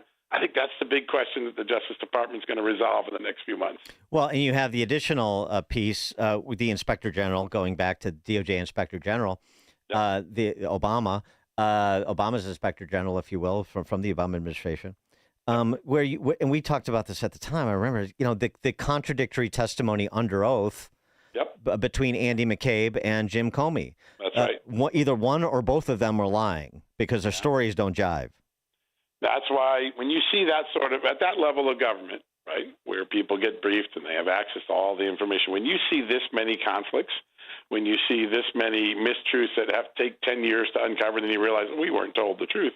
You really start to get the sense that maybe this was larger than a buffoonery of government or a one-moment political weaponization of the Justice Department. It does look like, of course, over several years, that to sustain a false story, to sustain damage to the American people, sustain damage to the Trump presidency, there were people working together, and that potentially can be a conspiracy to influence the election, a conspiracy to misuse government or to deny civil rights. There are so many different places to go. A big event occurred on Monday. It's a story we broke on Tuesday. The FBI quietly went to the FISA court, that's the spy court that approved those warrants against Carter Page and the Trump administration, and asked for permission 9 years later, to go back and provide new information to Congress and potentially to the American public. This is some of the most sensitive stuff that has been locked up under the tightest of security. You wouldn't do that if you didn't have something. It wouldn't do it for historical purpose. Not this level of sensitive intelligence. The fact that they got a positive ruling from the court saying, I think this might be in the public's interest, and they allowed the FBI to go in, make some redactions, and start producing this information to Congress, does give you a sense that they're probably looking at something more broadly than just did someone make a false statement during one testimony or on one television interview. Yeah, very good point. The other thing, too, and now this doesn't inform charges that could be brought, but it informs an understanding of the targets. Yep. I mean, you mentioned the example of Brennan's previous lack of candor, shall we say. Yeah. The history of both these guys using their perches and their influence to prosecute political opponents, people they don't like politically, and not formally prosecute, but in some cases formally prosecute, like Comey appointing Patrick Fitzgerald to go after Scooter Libby, Karl Rove, and Dick Cheney, even though he knew that none of them had leaked Valerie Plame's name. He knew it, and they went after him anyway. John Brennan, of course, was one of the signatories on the Hunter Biden laptop, is classic Russian misinformation campaign. Yeah. That you see them doing the same things cycle after cycle. Yeah, and part of the reason it kept repeating itself was that there was no consequence. There was no real punishment. Yeah, one FBI lawyer had to plead guilty to misleading the court, but he didn't even get a prison sentence. Exactly. They got a slap on the hand. There hasn't been a consequence, and that's what I've always warned about. It's what the two gentlemen who showed up in my driveway at midnight one night warned about, which is if this wasn't punished, what they first tipped me off to in March of 2017, if it wasn't punished, that we would not be able to do the job that these tools are supposed to be used for, which is just prevent terrorism, just prevent counterintelligence threats. And two, people would be tempted to use the government's most awesome powers, the spy powers and intelligence powers, to weaponize it for future political use. They understood when they came to me and blew that whistle in my driveway in the dark of night of March of 2017 that there was a much larger consequence. If this didn't stop and it didn't get punished, then the truth of the matter is 9 years later, it hasn't stopped, and it really hasn't been punished. John Solomon is an award-winning investigative journalist who has done as good a job as anybody over the last nearly a decade on this story as so many others. Just the News, justthenews.com is where you get his reporting and that of his team. John Solomon, thanks for joining us again. Appreciate it. Yeah, glad to be with you today. Thanks. Thank you. And he joined us on the Turnkey.pro answer line. Hear about the big stories of the day, then talk about them right here on Chicago's Morning Answer on AM 560. The Answer. Yes, we can do that, sir. Yes, we'll get that over right away. Thank you. Bye-bye. Can you take a delivery over to Peterson Pipe Works by 2 o'clock? 2 o'clock today? Yeah, I'm stuck in the office all day. I don't have time to drive it over, especially with all the construction on 294. The client is waiting. Okay, no problem. What? Who are you calling? Quick Delivery Service. Why DIY your deliveries? Call Quick Delivery Service. They'll battle Chicagoland traffic and deliver your items so you can get work done. Quick Delivery Service makes it easy. No forms, no labels, no scanning. They'll deliver anything from large pallets of materials to important documents. Simply tell Quick Delivery Service where it's going. They'll pick it up and get it to your destination quickly. Plus, your delivery's tracked with real-time GPS. Notifications are delivered right to your inbox. Okay, done. They'll be here shortly. Sweet. Go to quickdelivery.com or call now. 847-534-2244. We're entering some very uncertain times with everything that is happening overseas. We need to be on alert at home as well. You should have a Byrna on you at all times, especially one that is small enough to conceal wherever you go. Meet the new compact launcher. It's touted as the world's smallest, less lethal pistol launcher. The same size as a smartphone, but it has all the firepower that you need to stop an attacker in their tracks without dealing with a mental or financial repercussion of using a real firearm. These are equipped with tear gas and kinetic ammunition. It's designed to stop somebody right in their tracks and incapacitate them for up to 40 minutes. The compact launcher is perfect for women who want protection but don't want to really carry a firearm. And if you're traveling this summer, Byrna is legal in all 50 states. It requires no background checks and can be shipped directly to your door. Byrna is proudly American with every unit that is hand-assembled in Fort Wayne, Indiana. So visit Byrna.com today and find the right launcher for your family. That's Byrna.com. Sign up for the AM 560 Answer Advantage to get early alerts on event ticket sales, special discounts, and contest opportunities. Sign up today at 560theanswer.com/advantage. AM 560, The Answer. Coming up at 7:07, a microcosm of government K through 12 education in Illinois. Country Club Hills School District 160. This story against the backdrop of the NEA's annual Politburo meeting, and that means Becky Pringle's keynote address. You may not remember it from 2024, but it was a doozy, and 2025 didn't disappoint either. We'll have all that. 7:07. It is now 7 o'clock. AM 560 WIND. Gone a week ago today. I'm Chris Foster, Fox News. At least 120 people are confirmed to have died in last Friday's flash flooding in central Texas. The search continues through debris for more than 170 still missing. President Trump will be in Kerrville, Texas later today. President Trump will meet with first responders and family members impacted by the catastrophic flooding in the Texas Hill Country. A White House official says the president will get a briefing from local officials and meet with Texas Governor Greg Abbott. Fox's Jared Halpern. Brazil's president threatens retaliatory measures if President Trump sticks with the plan for 50% tariffs on Brazilian imports. Canada's tax is announced. President Trump revealed plans to impose a 35% tariff on imports from Canada August 1st, and it will go up if Canada retaliates. David Tal is president of ProChain Capital. He says this is an important step. Canada is the U.S. largest export partner and its second largest trade partner overall.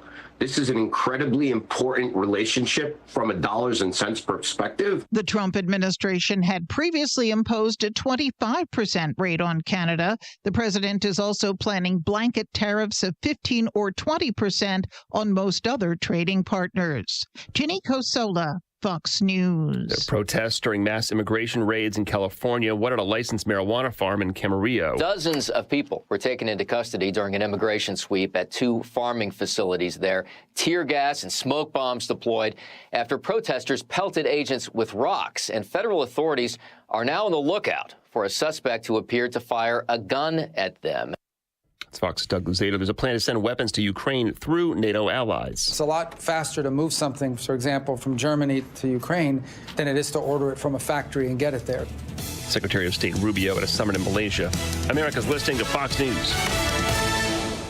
WIND, Chicago. Good morning. It's 74 degrees in Chicago in the AM 560 The Answer newsroom. I'm Nikki Whaley. The Chicago area could experience flooding today. A flood is in effect until 7 a.m. throughout the region. People with interests along rivers, creeks, and other waterways should monitor the latest forecasts and be prepared to take action should flooding develop. The village of Dalton is now the owner of Pope Leo XIV's childhood home. Officials say the village bought the home for $375,000 Tuesday, a week after the village board approved the purchase. The village had previously considered claiming the property through eminent domain, but reached the purchase price with the home's current owner. The Pope's parents bought the brick house in Dalton, brand new, back in 1949. Officials are planning to obtain a National Historic Landmark status for the home. Pure Lithium is moving to Illinois. Governor Pritzker announced that the Next Generation Battery Technology Company will relocate its entire operation from Boston to Chicago. Pure Lithium's $46 million investment will enable the company to manufacture the first commercially viable lithium metal battery in Illinois. With that product, the company plans to target the drone and defense, consumer electronics, grid-scale energy storage systems, and electric vehicle markets. The news is a service of Team Hochberg. They've helped thousands of AM 560 listeners with the best rates and service. Let Team Hochberg help you by visiting 56david.com or call 855-563-2843. That's 56david.com. Lower.com, equal housing lender, NMLS 1124061. A check of the roads coming up in 2 minutes on AM 560 The Answer. Hugh Hewitt reflects on a great month for the country. June was one of the most amazing months of my life in terms of the good guys winning everywhere. We're going to count the first 3 days of July if we can get the one big, beautiful bill. But we haven't had a month like this in a very long time, not since maybe the Soviet Union fell apart and the Berlin Wall fell down in '89. The Hugh Hewitt Show, afternoons at 2, right before Sean Thompson at 4 on AM 560. The Answer. For months, you've been hearing ads about Virago Immune Support. I have to tell you, this stuff is for real. I had an occasion to not be feeling well on a remote broadcast. I took it, and it is the real deal. And the stronger your immune system, the stronger your body defends against diseases, viruses, and everything else. That's why Dr. Huber created Virago, a liquid immune booster supplement. You take it daily. It's a blend of 23 nutraceuticals working in synergy to maximize effects and boost your immune system. It's the nutraceutical cocktail for an immune system, antiviral, anti-inflammatory, antioxidant. Virago even protects your heart, your kidneys, your liver, all in a unique liquid supplement for better absorption. Do yourself and your spouse a favor. Order a bottle of Virago today online at myvirago.com. That's myvirago.com. Use coupon code IMMUNE to save 30%. Maha and Virago, making America healthy again. You're great at protecting your personal information. You might even use things like two-factor authentication and strong passwords. But as much as you try to control how your info's protected, there are other places that also have it, and they may not be as careful. That's why LifeLock monitors hundreds of millions of data points a second for threats. If your identity's stolen, they'll fix it guaranteed, or your money back. Save 40% your first year with my name, Clay, as the promo code at LifeLock.com. Terms apply. Progressive presents Employee of the Month. Small Business Edition. Today's recipient from Terry's Tiny Homes, Terry! Sure, as the only employee of her company, Terry was probably the front runner, but saving money getting personalized discounts with a commercial auto quote from Progressive, well, that gave Terry the edge. Over Terry. Terry! Keep awkwardly chanting your own name, Terry. You deserve it. Woo! Be your own Terry. See if you could save in as little as 7 minutes at ProgressiveCommercial.com. Progressive Casualty Insurance Company and affiliates. Discounts not available in all states or situations. Hi, I'm Ken Mariotti, owner of Woodland Windows and Doors, a third-generation family-owned business since 1969. We know you're bombarded by choices when shopping for new windows or doors, so we're inviting you to experience the Woodland difference. For decades, we have been transforming living spaces with Marvin Windows, a fifth-generation family business. Marvin replacement windows have been known to increase the warmth of your cold rooms by 10 degrees. Think about that, 10 degrees warmer. When you welcome Woodland into your home, you will get a product expert to transform your living spaces, full-time, dedicated professional installers that you can trust in your home, along with the best products like Marvin. These are the reasons we're proud of our 5-star reviews and family legacy. No gimmicks, no pressure, and upfront pricing are why Woodland Windows and Doors is your trusted window and door expert in Chicagoland. Visit woodlandwindows.com to book your free in-home expert consultation. That's woodlandwindows.com, or stop by our showroom at the corner of Lake and Geary in Roselle. From the Team Hochberg Traffic Center, I'm Nikki Whaley. On the Edens inbound from Lake Cook to Montrose, 16 minutes. Outbound, 13 minutes. On the Kennedy inbound from Montrose to the Byrne Interchange, 15 minutes. Outbound is about 16 minutes. On the Eisenhower inbound from Wolf to the Old Post Office, 25 minutes. Outbound is 26 minutes. Got a rollover accident on the exit ramp to northbound Mannheim. That's got you pretty bogged up both directions. On the Stevenson inbound from the Tri-State to Lakeshore Drive, 27 minutes. Outbound is 19 minutes. Traffic's a service of almostfreeteeth.com. Overpaying for dental implants is over. If you have a Blue Cross Blue Shield PPO or FEP, you could save 90% off on average to get your smile back. Learn more and check if you qualify at almostfreeteeth.com. Chicago's Morning Answer continues next, but now check your forecast from the National Weather Service. Today will be humid with a mix of clouds and sun, a morning shower and a heavy thunderstorm later, bringing flooding downpours, hail, damaging winds, and a possible tornado. The high will reach 90. Tonight, expect increasing clouds with another heavy thunderstorm, staying warm and humid with a low of 74. I'm meteorologist Jason Caterina on AM 560, The Answer. Get the latest weather, traffic, and news updates online at 560theanswer.com. Now, from the Signature Bank Studios, This is Chicago's Morning Answer with Dan Proft on AM 560. The Answer.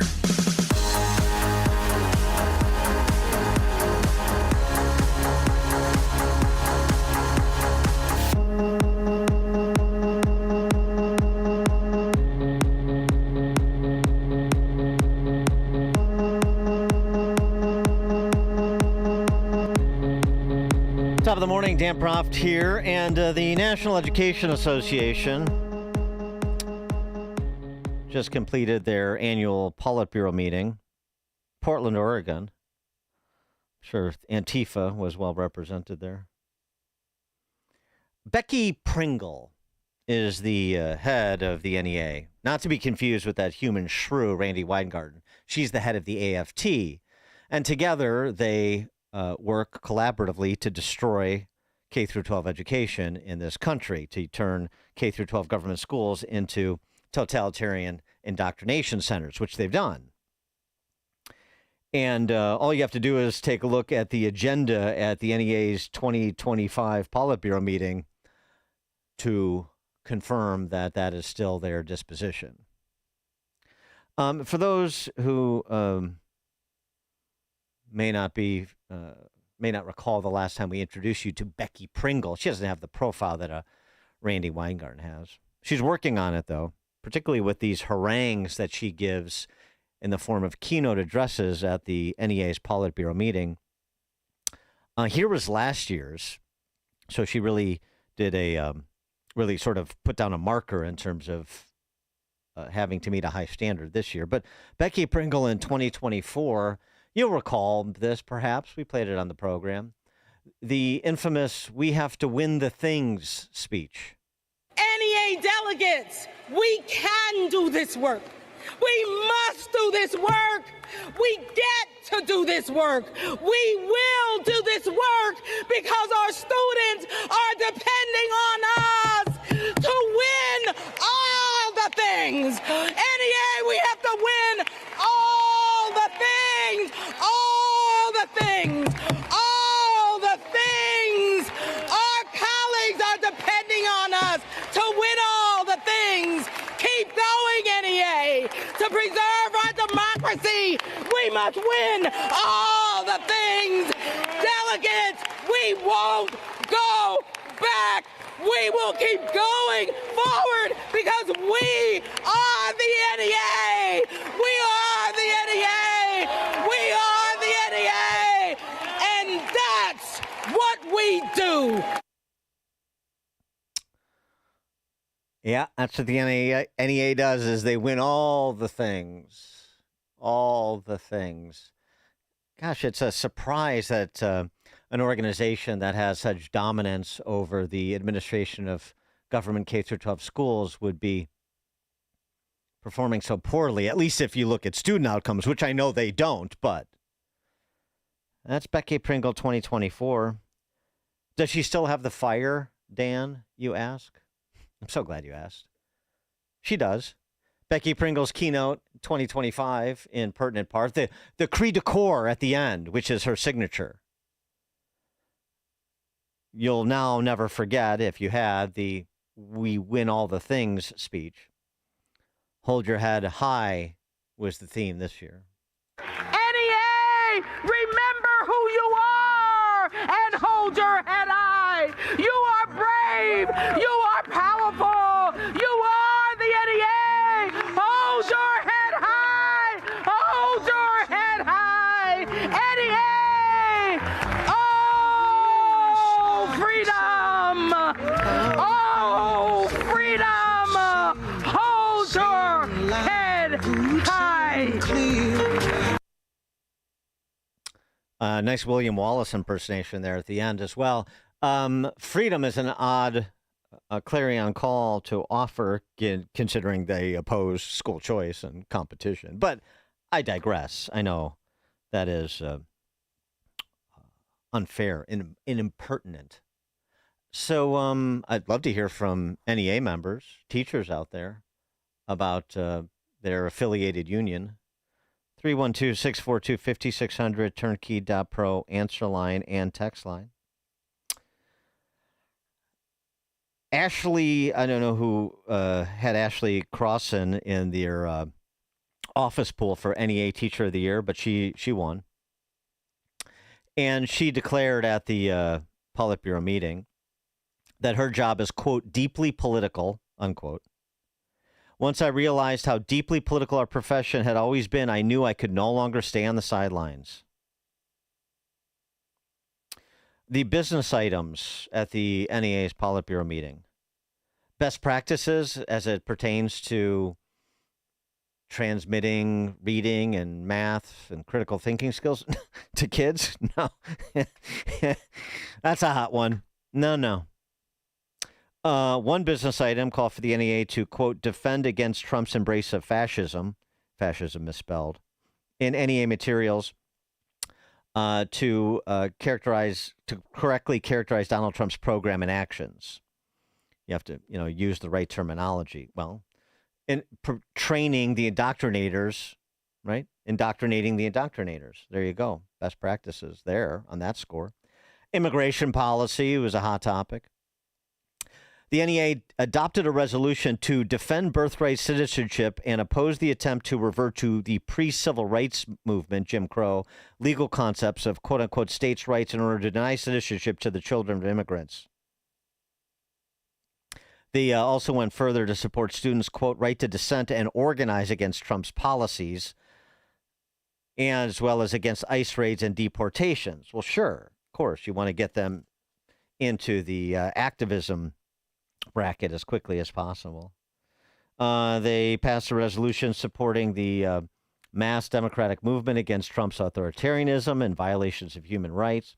They also did this, perk up residents, say, of the North Shore, communities with significant Jewish populations, Jewish schools as well. I mean, private schools, but as well as Jewish populations in the government schools. The NEA is decoupling from the ADL, Anti-Defamation League. They will not use, endorse, or publicize any materials from the Anti-Defamation League. Yeah. As if this shouldn't be manifestly evident at this point. But the neo-Marxists in charge of the NEA, as well as in charge of the party to which a majority of Jewish people affiliate, have no real use for Jewish people unless they want to fold in with the anti-Zionist, nay, anti-Semitic disposition of the leadership of that party and these government unions. Yeah, you're on notice. And so is, by the way, Greenblatt, the director of the ADL, who spends a lot of time denigrating Trump, or has over the years, and flacking for the left. Hard to square. The NEA's 2025 Politburo meeting. How does that translate to the local level? This story out of Country Club Hills is interesting. And just as had to give some kudos to the Chicago Tribune earlier in the program for their editorial chiding Brandon Johnson and other politicians for taking victory laps because murders are slightly down, and which is part of a national trend. Murder slightly down in Chicago, part of a national trend. I'll have to provide a bit of a hat tip to WGN, although, of course, these outlets never get the complete story. They never really get to the gist of it. They always sort of miss the forest for the twigs, and so WGN does here, too. But they did, much like they zeroed in on Dalton and Tiffany Henyard, because she was low-hanging fruit. We have some low-hanging fruit here in Country Club Hills School District 160, thanks to the profligate spending of the superintendent there and some school board members.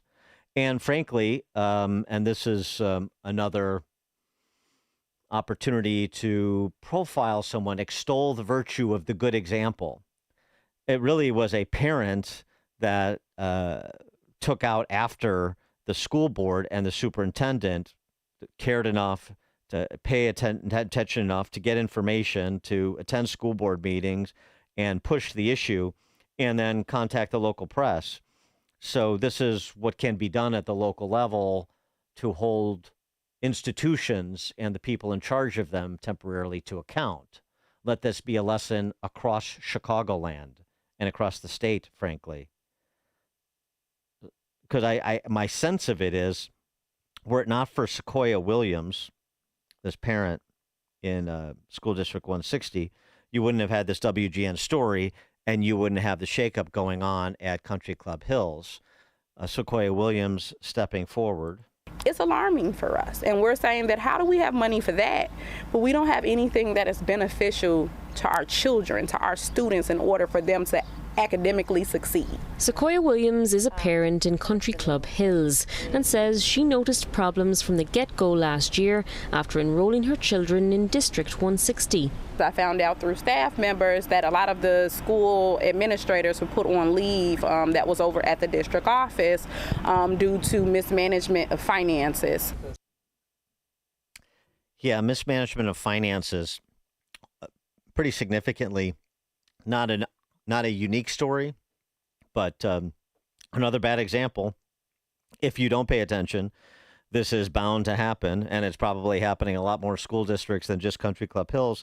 But it was the superintendent and school board members living the high life on the taxpayers' back. Country Club Hills, not exactly a leafy, wealthy North Shore community. But flying off for junkets in Vegas and staying at the Bellagio and taking a limo to Midway and racking up tens of thousands of dollars in costs for transportation, in food, and hotel bills. The spending. Those issues are lengthy, but in just the last 2.5 years, district credit card reports in Maine's name show hundreds of thousands of dollars spent on much more than just education. In fact, those reports show roughly $250,000 in charges at hotels, including the Hilton in New Orleans, the Bellagio in Vegas, and the Marriott in Atlanta. They've taken sports away. They've taken like all of the extracurricular activities that our children have had. They've taken them away. And they keep telling us we don't have money.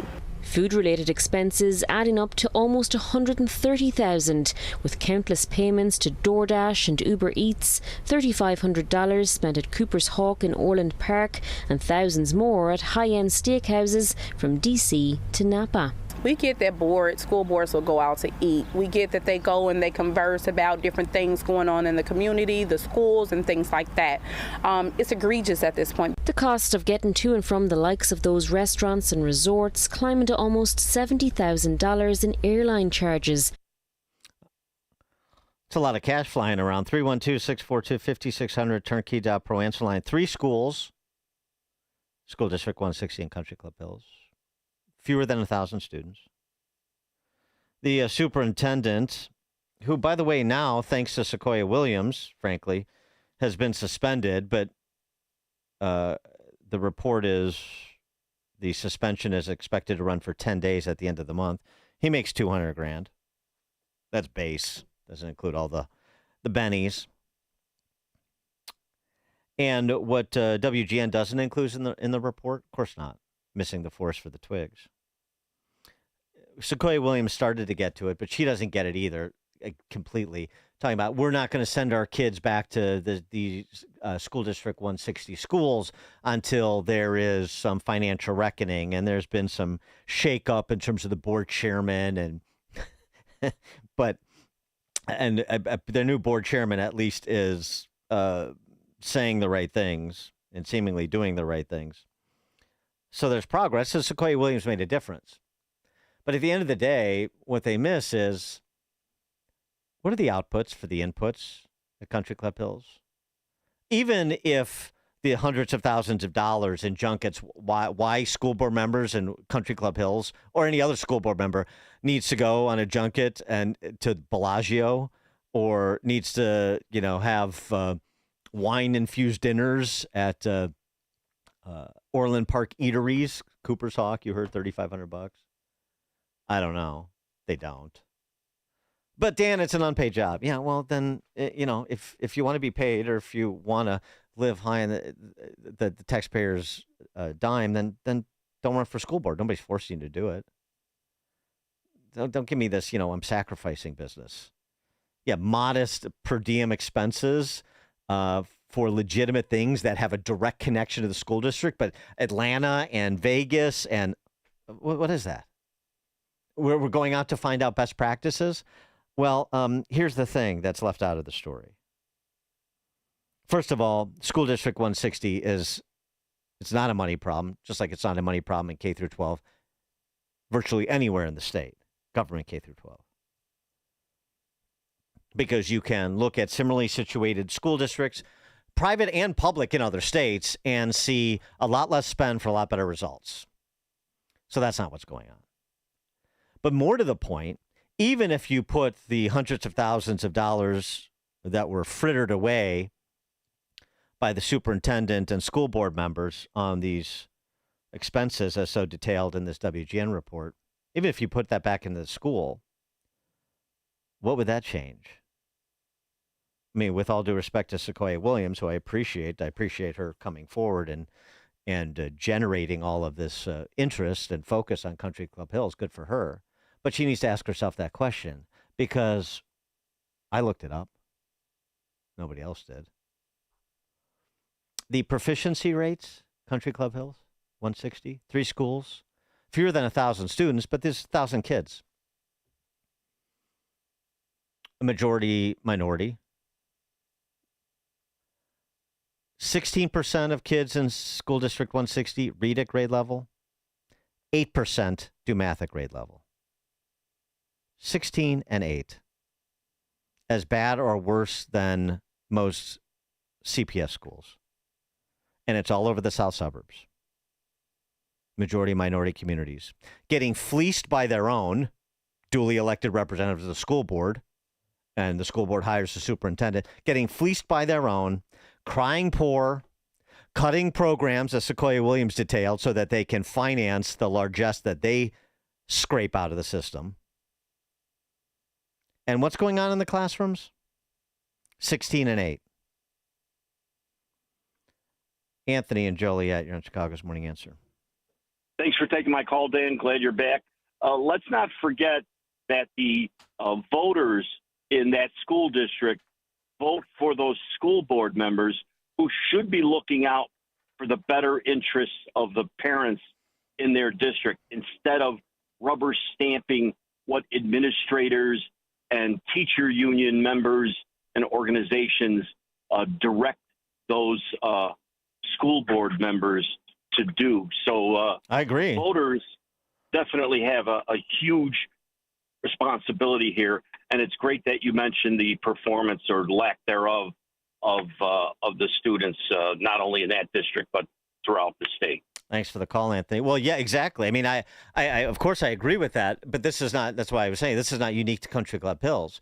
You tell people what. I mean, we've talked about this on the show quite a bit. You tell people what the actual reading and math proficiency levels are in some of what are perceived to be the best government schools in the state, in wealthy areas around Chicagoland, and they don't believe you. Because they don't know. Because they're not paying attention. Because they just assume, there's nice houses here. Everybody's, my kids are doing well, and the people around them, their peer group seems to be doing well, and so on and so forth. So everything must be going swimmingly. So it's well worth the $35,000 per pupil we spend at New Trier for their indoctrination classes. And then you see like a third of the kids are not reading at grade level or doing math at grade level in places like the North Shore, in Barrington, in Hinsdale. Yeah. And what are the residents doing there? Oh, we have these great schools. We have to protect the schools. We have to continue to write blank checks. We have to just, sort of rinse and repeat the beautiful lies that were fed by the educrats, the administrators, and the teachers union, and the teachers union captured school board members. It's a total scam. And as I have long said, the government schools are producing exactly what they're designed to produce, which is to act as a third-party administrator to confer salaries and benefits to the adults in the system. That's the main point. And that's what Becky Pringle means when she says we must win all the things, because we are the NEA. That's winning. It's not kids getting educated. It's not kids being taught to be lifelong learners, to be independent thinkers. It's them winning all the things, the cash and prizes. We need a lot more Sequoia Williams out there, I'll tell you that. You're listening to Chicago's Morning Answer with Dan Proft and Amy Jacobson on AM 560. The Answer. Hey, it's Sean Thompson here for Level 10 Coating. You've been hearing the ads on AM 560 for months. Listeners love the product. Shiny new garage floors. And here's the thing. If you grow up in Chicago, you know a garage isn't just for parking cars. It's a sanctuary for yourself. Sometimes you could throw a kid's party there. Sometimes you can watch a game with your friends. But it doesn't have to be a cracked, dry, ugly cement floor with all dust on it. It can be a product you love. That's what Level 10 Coating delivers. Level 10 Coatings makes it someplace you'll want to be all the time. Level 10 Coatings, you can call now for a free quote at 855-510-2628. The number again, 855-510-2628. It's not just garage floors either. It's anywhere you want to make the cement feel more than cement at level10coatings.com. That's level, the number 10, coatings.com. Big or small, we coat them all. Level 10 Coatings, your custom concrete coating solution. Want to see if you could pay less in taxes? Try the quick and easy tax calculator at willsave.com. Yes, a free tax calculator. That's WILSAVE.com. Calculate how you could keep more of your hard-earned money and give less to Uncle Sam, especially in retirement. Get your free tax analysis today at willsave.com. And don't forget to tune in to Protecting Your Assets with Steve Shyman every Saturday morning at 8, right here on AM 560, The Answer. Are you over the age of 55 and want to secure your wealth with physical gold and silver? Do you want to own physical precious metals inside your retirement account, but don't know where to get started? We can help. We are Advantage Gold, the #1 customer-rated gold company in America with thousands of 5-star reviews. And for the past decade, we have been helping investors take their 401ks, IRAs, and retirement accounts and diversify them into physical precious metals like gold, silver, platinum, and palladium, tax-free and penalty-free. And we can help you too. Call us right now, 800-900-8000, and get our free 2025 Gold Investing Starter Kit, 100% free. It comes with a one-on-one masterclass on precious metals investing from one of our seasoned experts. Just call 800-900-8000 now and claim your free Gold Investing Starter Kit. Also learn how you might qualify for up to $10,000 in free gold and silver. Supplies are limited. Call us at 800-900-8000 or visit us at AdvantageGold.com. Past performance is not indicative of future results. Please consult your tax or financial advisor. Call us at 800-900-8000. Welcome back to Ask Hassellus. I'm Weston. What's your question? Hey, this is Honest Eddie from the car lot down the street. Hi, Honest Eddie. Is it true your showrooms don't have any employees? That's right. Hassellus Mattress showrooms are employee-free. Now, don't you be dishonest with Honest Eddie. It's true. Give the mattresses a try with no pushy sales guy. And through Monday, get additional instant savings of $248 off Sealy Posturepedic and Beauty Rest. Son, to make it in sales, you gotta pressure people. Like, what's your budget? Or, I know it's the most expensive model, but trust me, it's the right one for you. And what's it gonna take to get you into a Sealy Posturepedic or Beauty Rest today? But that's hassling customers. Yeah, so? Our store is called Hassle Less Mattress. Just change the name. How about Wacky Westerns? Uh-oh, you're breaking up. Gotta go. Wait, no, let me talk to my manager. Hassleless Mattress, 100% Eddie free. Open 9 to 9. Find an employee-free showroom near you at hassleless.com. AM 560, The Answer. Coming up at 7:37, BLM Brandon draws a red line on ICE and LA Mayor Karen Bass. Those ICE-related riots? What riots? Chris Clem, former HHS advisor and retired chief patrol agent for Customs and Border Patrol, joins us at 7:37 to discuss. Now we check the headlines. Good morning. It's 74 degrees in Chicago in the AM 560 The Answer newsroom. I'm Nikki Whaley. President Trump is informing Canada he plans to impose a 35% tariff on the country in August. In a letter to Prime Minister Mark Carney, Trump said that starting August 1st, a 35% tariff on Canadian products sent into the U.S. will be imposed. Trump said it comes as part of a response to Canada's retaliation and ongoing trade barriers. In the letter, he went on to accuse Canada of failing to cooperate on key issues, including the flow of fentanyl into the U.S. I'm Mark Mayfield. The Mexican president says the U.S. is overreacting to the threat of a flesh-eating cattle parasite. On Thursday, she told reporters the U.S.'s decision to close the border again to Mexican cattle imports is overblown. She said the decision was sparked by a single case of the New World screwworm. The screwworm is a parasitic fly that the U.S. declared eliminated here in 1966. New cases in Mexico's prompted a shutdown of cattle imports from November to February and again in May. A port of entry in Arizona was set up Monday, but now it's been put on hold. The U.S. Department of Agriculture has been working with Mexico to stop the insect. News is a service of Team Hochberg. They've helped thousands of AM 560 listeners with the best rates and service. Let Team Hochberg help you by visiting 56david.com or call 855-563-2843. That's 56david.com, lower.com, equal housing lender, NMLS 1124061. Chicago's Morning Answer continues next, but now a check of your forecast from the National If Weather. you've ever wanted to meet Larry Elder, Hugh Hewitt, Mike Gallagher, or Charlie Kirk, now's your chance. It's AM 560's Terrific Talkers VIP Experience Contest. Enter today for a chance to meet your favorite host and sit in on a live broadcast. The grand prize includes airfare and 3 nights of accommodations. Don't miss this once-in-a-lifetime opportunity. Enter today at 560theanswer.com/VIP. That's 560theanswer.com/VIP. Too often, cremated remains are kept at home, then forgotten.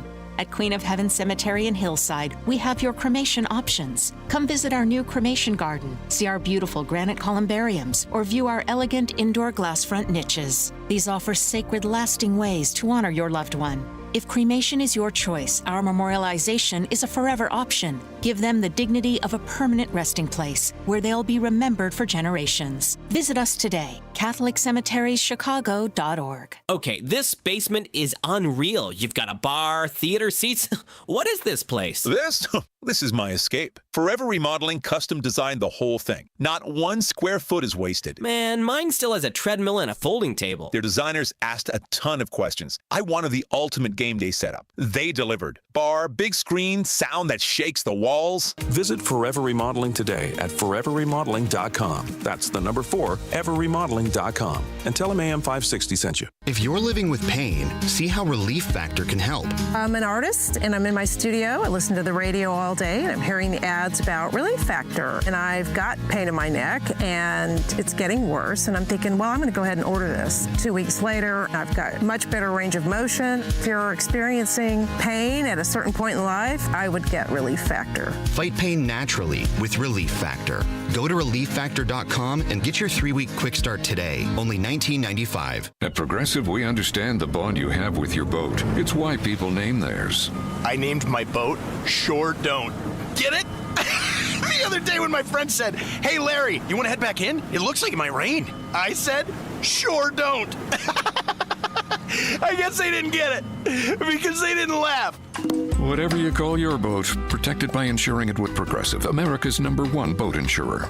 Progressive Casualty Insurance Company and Affiliates. #1 rating based on boat market share data from ratefilings.com. Are you over the age of 55 and want to secure your wealth with physical gold and silver? Do you want to own physical precious metals inside your retirement account, but don't know where to get started? We can help. We are Advantage Gold, the #1 customer-rated gold company in America with thousands of 5-star reviews. And for the past decade, we have been helping investors take their 401ks, IRAs, and retirement accounts and diversify them into physical precious metals like gold, silver, platinum, and palladium, tax-free and penalty-free. And we can help you too. Call us right now, 800-900-8000, and get our free 2025 Gold Investing Starter Kit, 100% free. It comes with a one-on-one masterclass on precious metals investing from one of our seasoned experts. Just call 800-900-8000 now and claim your free Gold Investing Starter Kit. Also learn how you might qualify for up to $10,000 in free gold and silver. Supplies are limited. Call us at 800-900-8000 or visit us at AdvantageGold.com. Past performance is not indicative of future results. Please consult your tax or financial advisor. Call us at 800-900-8000. Viking, dedicated to creating travel experiences for the thinking person, with programs designed for cultural enrichment on board and on shore. Discover more at Viking.com.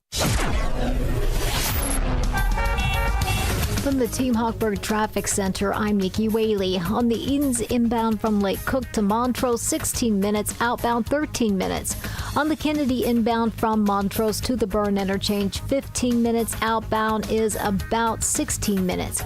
On the Eisenhower inbound from Wolf to the Old Post Office, 25 minutes, outbound is 26 minutes. This report is sponsored by Wendy's new Takis Fuegos Mill.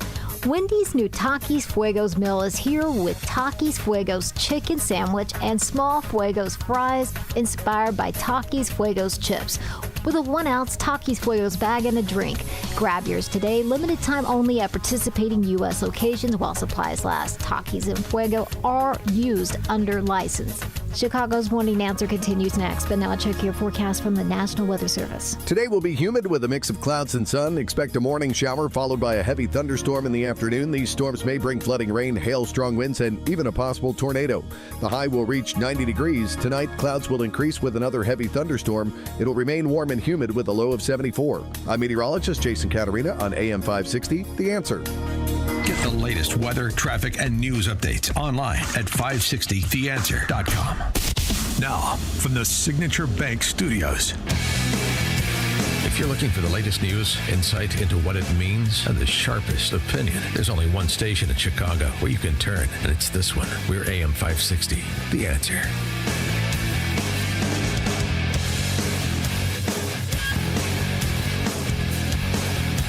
Top of the morning, Dan Proft here. How about this? John Kerry, why the long face? In an interview with the BBC, had this to say about border security. We have a system, and the president, I wish President Biden had been heard more often saying, I'm going to enforce the law. If Donald Trump were out on the veranda there, looking out over the sea, and he turned around and came in this room and said, there you are, I was right all along. That's what he would say. Well, he was right. The problem is we all should have been right. We all should have been right, yeah, including you, John Kerry, if I remember, during your tenure as the eco-supremacy czar, whatever your title was, where you were flacking for the open borders policy, saying it wasn't a problem of not enforcing the law, as you just said. It was a problem, it was a global problem of migratory patterns of people fleeing those areas in the developing world most negatively impacted by climate change. And so it's a global problem that requires a global solution and blah, blah, blah. In other words, running interference for the Biden administration not enforcing the law, for, in fact, suborning the entrance of hundreds of thousands of known criminals, maybe not known to the administration because they didn't even bother to attempt vetting, but known to the countries from where they hailed. Huh. How about John Kerry? However, John Kerry, it's a convenient perch from which to say those words now. It also has very little audience in his party. To wit, here was Karen Bass. She's the mayor of L.A., don't you know?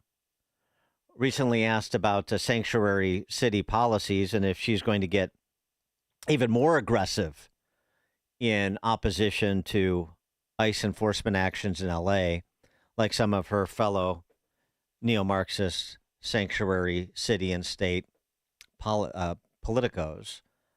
Here was this exchange. Take a listen. Given your strong opposition to federal immigration enforcement actions in Los Angeles, how would you address similar escalations of violence against law enforcement in Texas?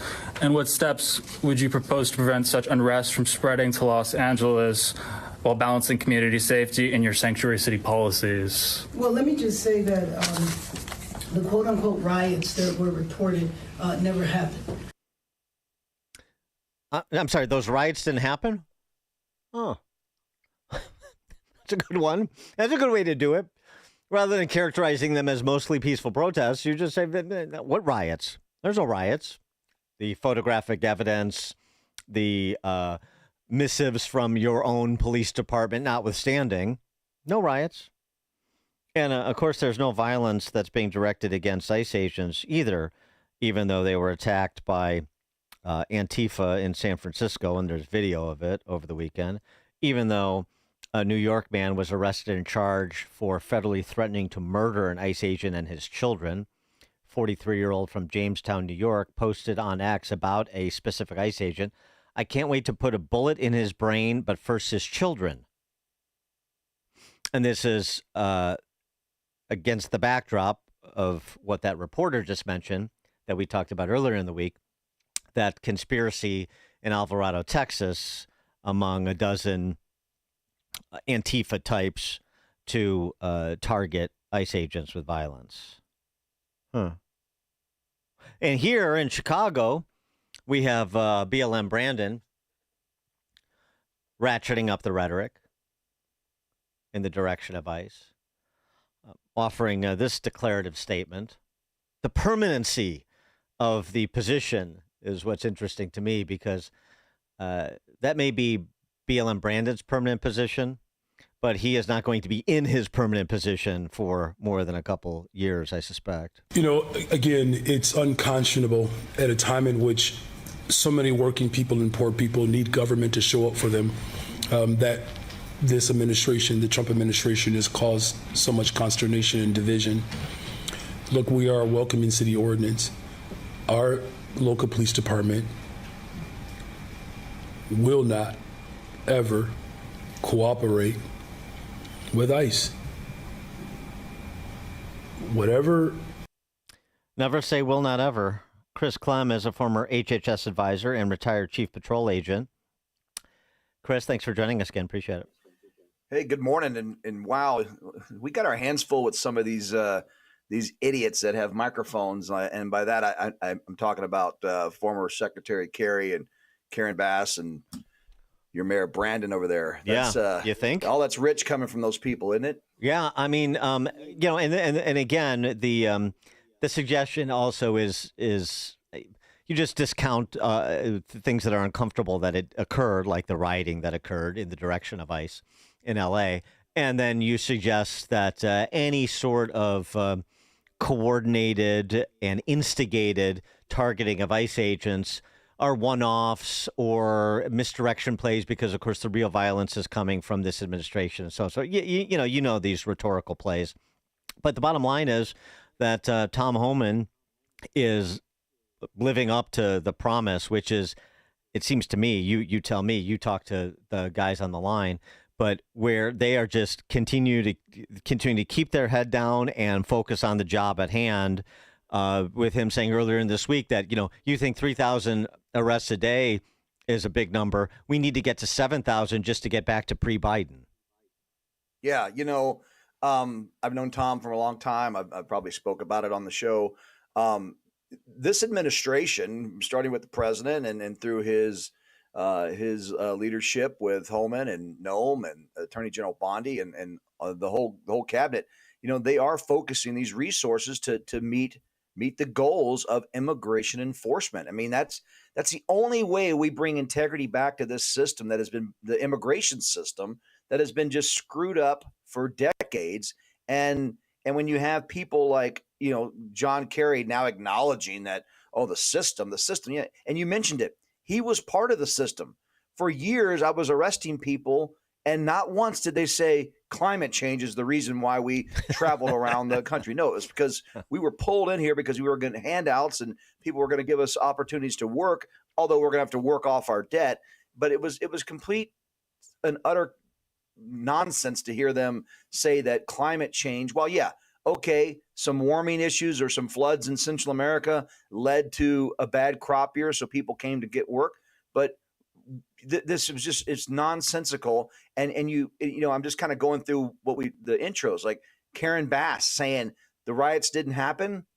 Well, if the BLM riots from a couple years ago were all considered peaceful protests, they're changing the narrative on what is a protest and what is a riot and what is an assault.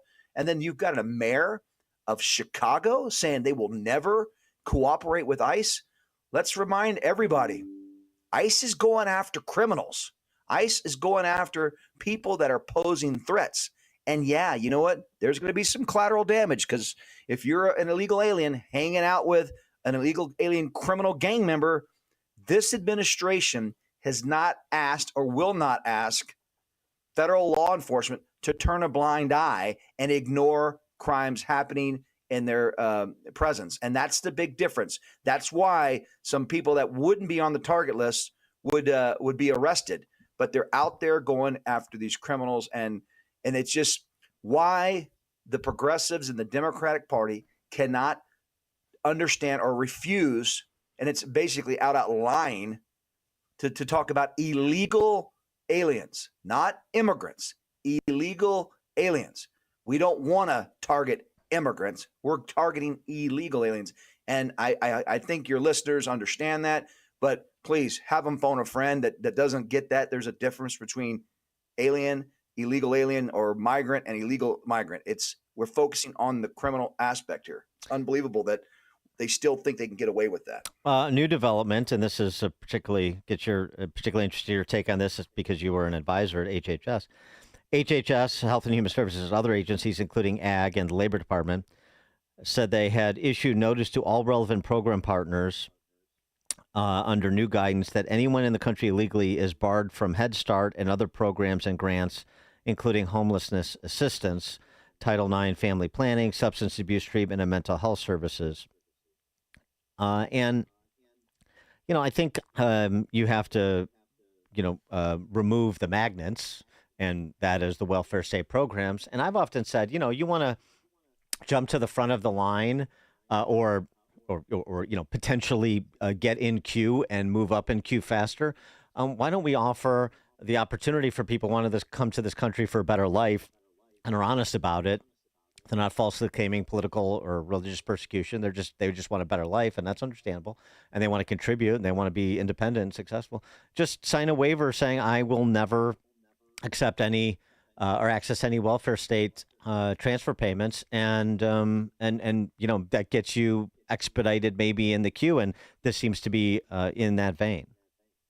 Yeah, when you look at what is happening and the directions and some of the executive orders on the President's America First agenda, that's what he's doing. He's basically saying all U.S. taxpayer money that should go to U.S. citizens and qualified non-citizens. Right. And nobody likes, it's an uncomfortable talk. Nobody wants to say, we want to go kick this 6-year-old or 5-year-old out of Head Start. But you know what? At the end of the day, it's not for unqualified non-citizens, for U.S. citizens and low income and those that need help. And that's again where I think all of us want to be. But we've got to have a leveling of the playing field, and a reset in this situation. And so yeah, it requires difficult decisions and tough actions when we're looking at this. But you're talking billions of dollars when you open up that worm, that can of Pandora's box. When you start peeling back layers of like what Health and Human Services provides for the American people, and how federal dollars go to states who manage it, and then they pay for illegal aliens through state money, and they reimburse it through the federal money because they're playing the shell game. We are paying for it in places like Colorado and in California and other states. But you mentioned something else about trying to help people that just want a better life, that aren't. There is this whole public charge section of the Immigration and Nationality Act. When people come in the right way, we can look at this. If you're coming over here seeking a visa or some requirement, and I won't pretend to know all the details on this. It's been a little while since I studied that section. But if you are going to be, in other words, a ward of the state, we can deny you entry. Yeah, right. And all that comes in when you do it the right way. But when they've been falsely claiming asylum, when they've been doing everything illegally, they're actually jumping in the line and not following the rules. And it's going to take years before they get to the point of having to prove that they're not going to be a ward of the state. And again, That's why that system needs to be revamped. It's why we need to find some common sense. And what you brought up is a common sense solution, because we're going to have to dig ourselves out of the immigration side of this once we get the criminality taken care of that's already here, because we've secured the border. The border is as secure as it's ever been. Will we ever secure it 100%? As long as there's threats against the United States, the border and the border environment is dynamic and fluid. So we're running the best that I have ever heard of and seen and witnessed in all my years associated, which was 30 on today's Friday. Wednesday was my 30th anniversary when I joined the Border Patrol. So in 30 years, it's the most secure I've ever seen it.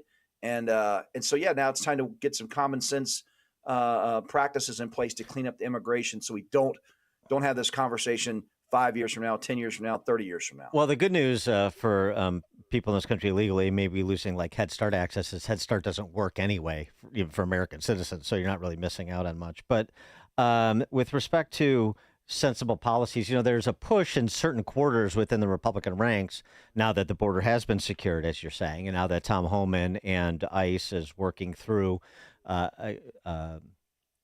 capturing and deporting people in this country illegally who pose public safety threats and working through that list. There's now this push to say, okay, well, now we need to talk about, basically temporary worker programs for farmers or for the ag sector or for the hospitality sector.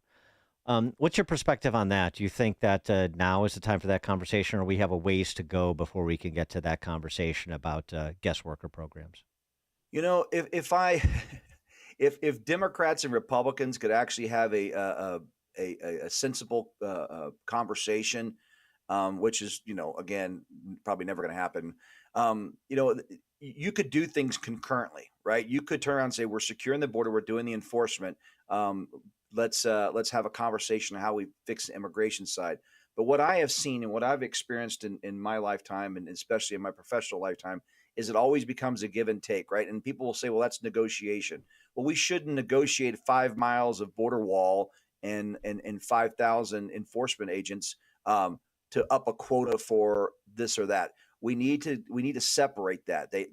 We need to really focus on keeping security, whether it's at the border or inside the country from immigration perspective, and then common sense solutions. I believe that you would have an overwhelming majority of Americans that would expect that our leadership, elected leadership that is, could come up with a solution, and it would be almost an expectation for some of these, agricultural workers, some of these, they're very skillful, but the unskilled classifications for like your yard maintenance, your housekeeping, things like that. I think that's what the American people would be comfortable with, but those that are here illegally, and I think that's kind of the plan. If you want to self-deport using the CBP Home app, right, you can go back in line, and if that's what you want to do, I think if we can find a way. But again, if you're caught here illegally, you shouldn't automatically get a free pass to jump in front of the line. We've got to kind of restart. It's going to be complicated. Yeah, well, that's why they kick it down the can and just add to it versus taking away. But right. I think that's where we need to go. I think that's where the president would like to go. I've not heard that, but just reading the tea leaves, he wants to find a solution. He had an opportunity, but Schumer and Pelosi didn't want to give him the win back when he was on his first term, and it just got worse. So yeah, I think we have to separate the conversation from security and enforcement to immigration. Otherwise, there's just going to be too many give and takes, and we'll trade off wall and enforcement for amnesties, and that's not what we want. But common sense for the right things that helps America. That's a critical and actually just an absolutely necessary conversation. Chris Klem is a former HHS advisor and retired Chief Patrol Agent, as you just said, 30 years. Chris Klem, thanks so much for joining us. Appreciate it. You got it. Thanks for having me on. Y'all have a great day and a safe weekend. You too. And Chris joined us on the Turnkey.pro answer line. It's news, opinion, insight. This is Chicago's Morning Answer on AM 560. The Answer.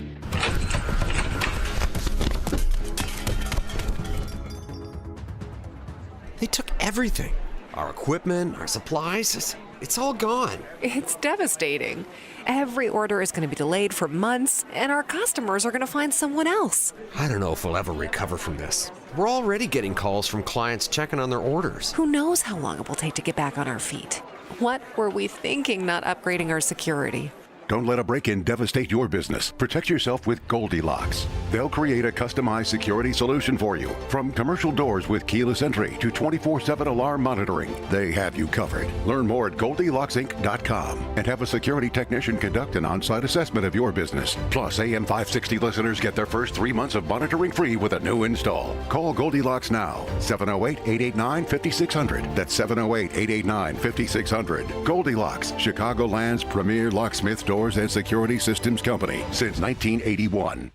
An informed and educated citizenry is the only guarantee to preserve our constitutional republic. And each week, you'll hear from experts, not pundits, and find out what's really happening, from local issues to national politics. Listen to The Real Story with Jeannie Ives. There's no topic of public policy concern that she won't talk about. Stop the lies. Learn the truth. Join the conversation. Sunday night at 7, right here on AM 560, The Answer. AM 560, The Answer.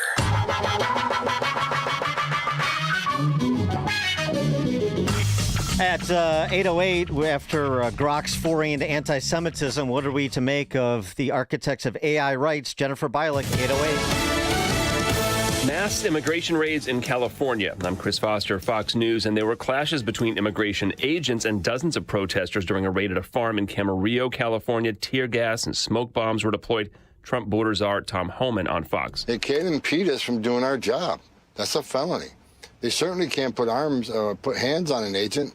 That's a felony. So what happened in California is just another example of protesters becoming criminals. Customs and Border Protection says 10 undocumented minors, 8 of them unaccompanied, were found at the Camarillo marijuana farm. There's another federal court hearing in Maryland today about Kilmar Abrego Garcia, deported to El Salvador, brought back, now facing criminal charges in Tennessee. ICE Assistant Director Thomas Giles testified in a Maryland federal courtroom that if Kilmar Abrego Garcia is released pending trial on human trafficking charges, they would take him into custody, but that they hadn't decided if they'd try to deport him again to El Salvador or a third country. Abrego Garcia's attorney Simon Sandoval-Moschenberg said outside court today he wants the judge to make sure Abrego Garcia won't be deported unless 2 things happen. 1, he's had written notice of what that country is, and then 2, he's had adequate time to apply for and get a hearing on an application for protection under withholding of removal as to whatever that country may be. The government did not agree to place a 48-hour hold on Abrego Garcia to prevent his immediate deportation. Jessica Rosenthal, Fox News. Secretary of State Rubio, after meeting with his Chinese counterpart at a summit in Malaysia today, says a meeting between President Trump and China's President Xi is likely. Obviously, we have to build the right atmosphere and the right deliverables so that a visit isn't just a visit, but it actually has some takeaways from it that are concrete. But there's a strong desire on both sides to do it. Mass layoff notices, meantime, are going out at the State Department today. President Trump heads to Texas this hour to meet with people affected by and dealing with the aftermath of last Friday's deadly flash flooding.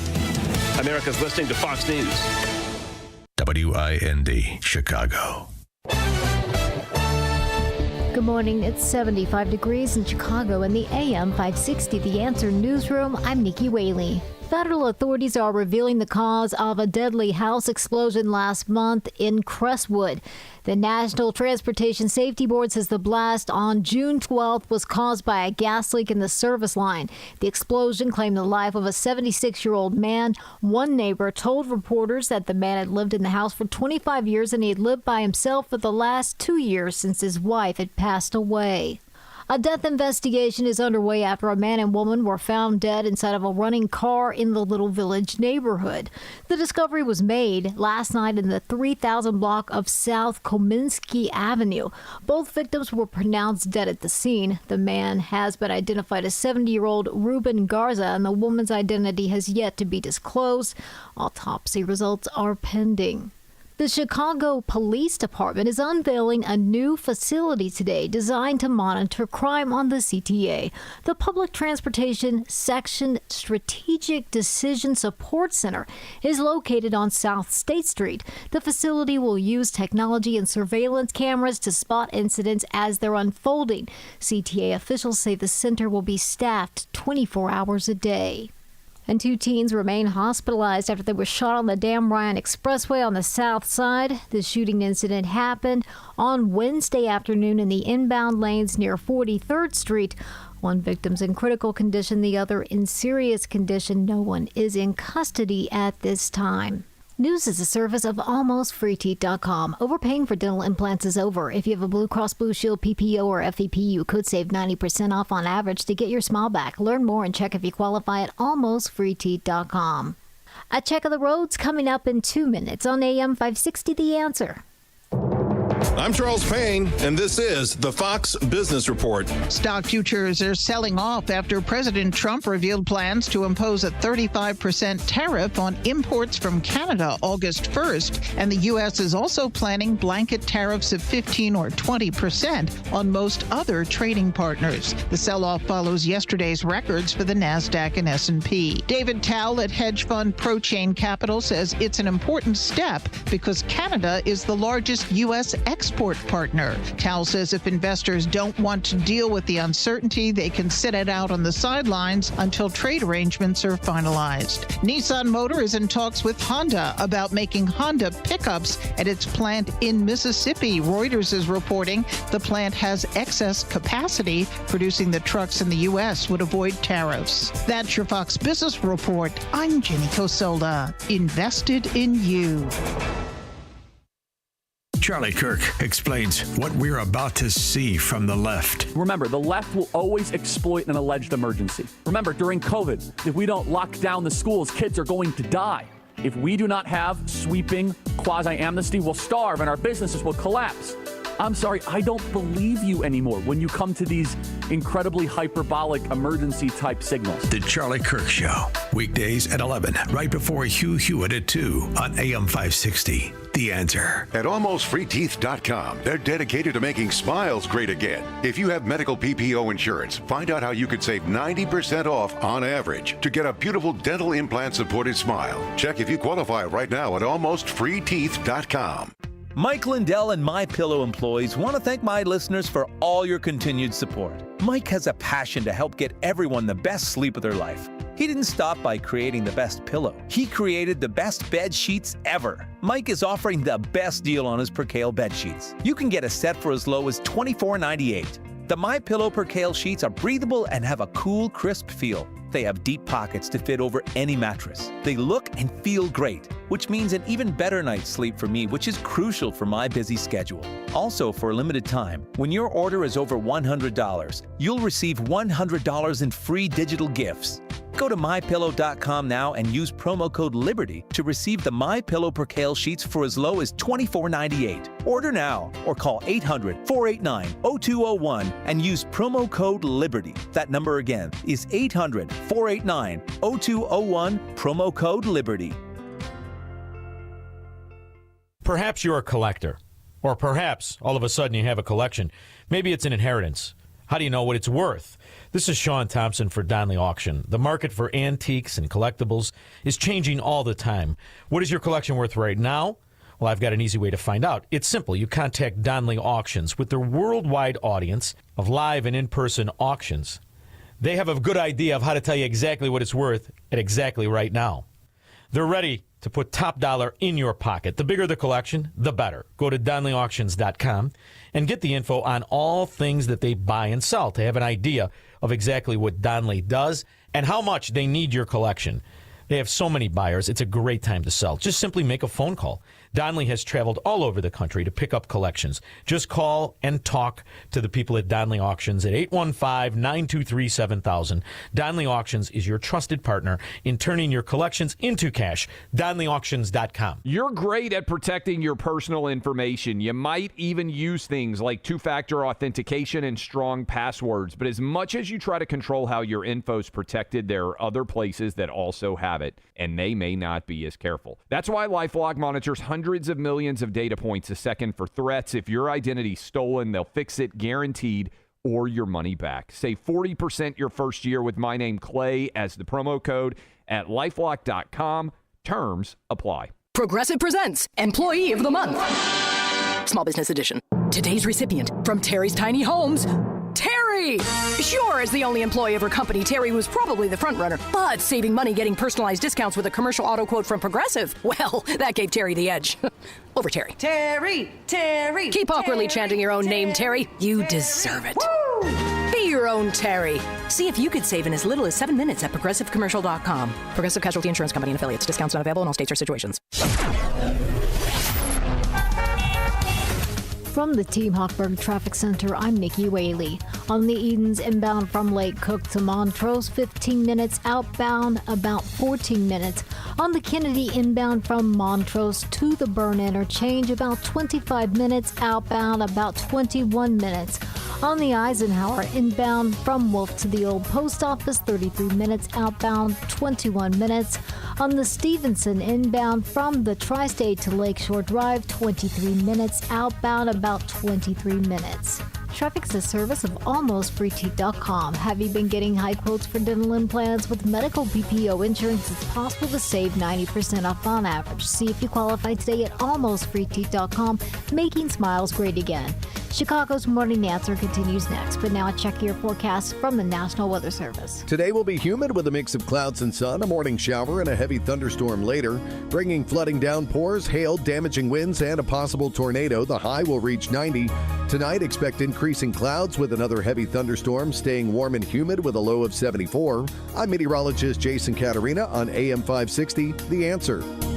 Get the latest weather, traffic, and news updates online at 560theanswer.com. This hourly segment is brought to you by The Real Story with Jeannie Ives, powered by Breakthrough Ideas, Sunday evening at 7 on AM 560 The Answer.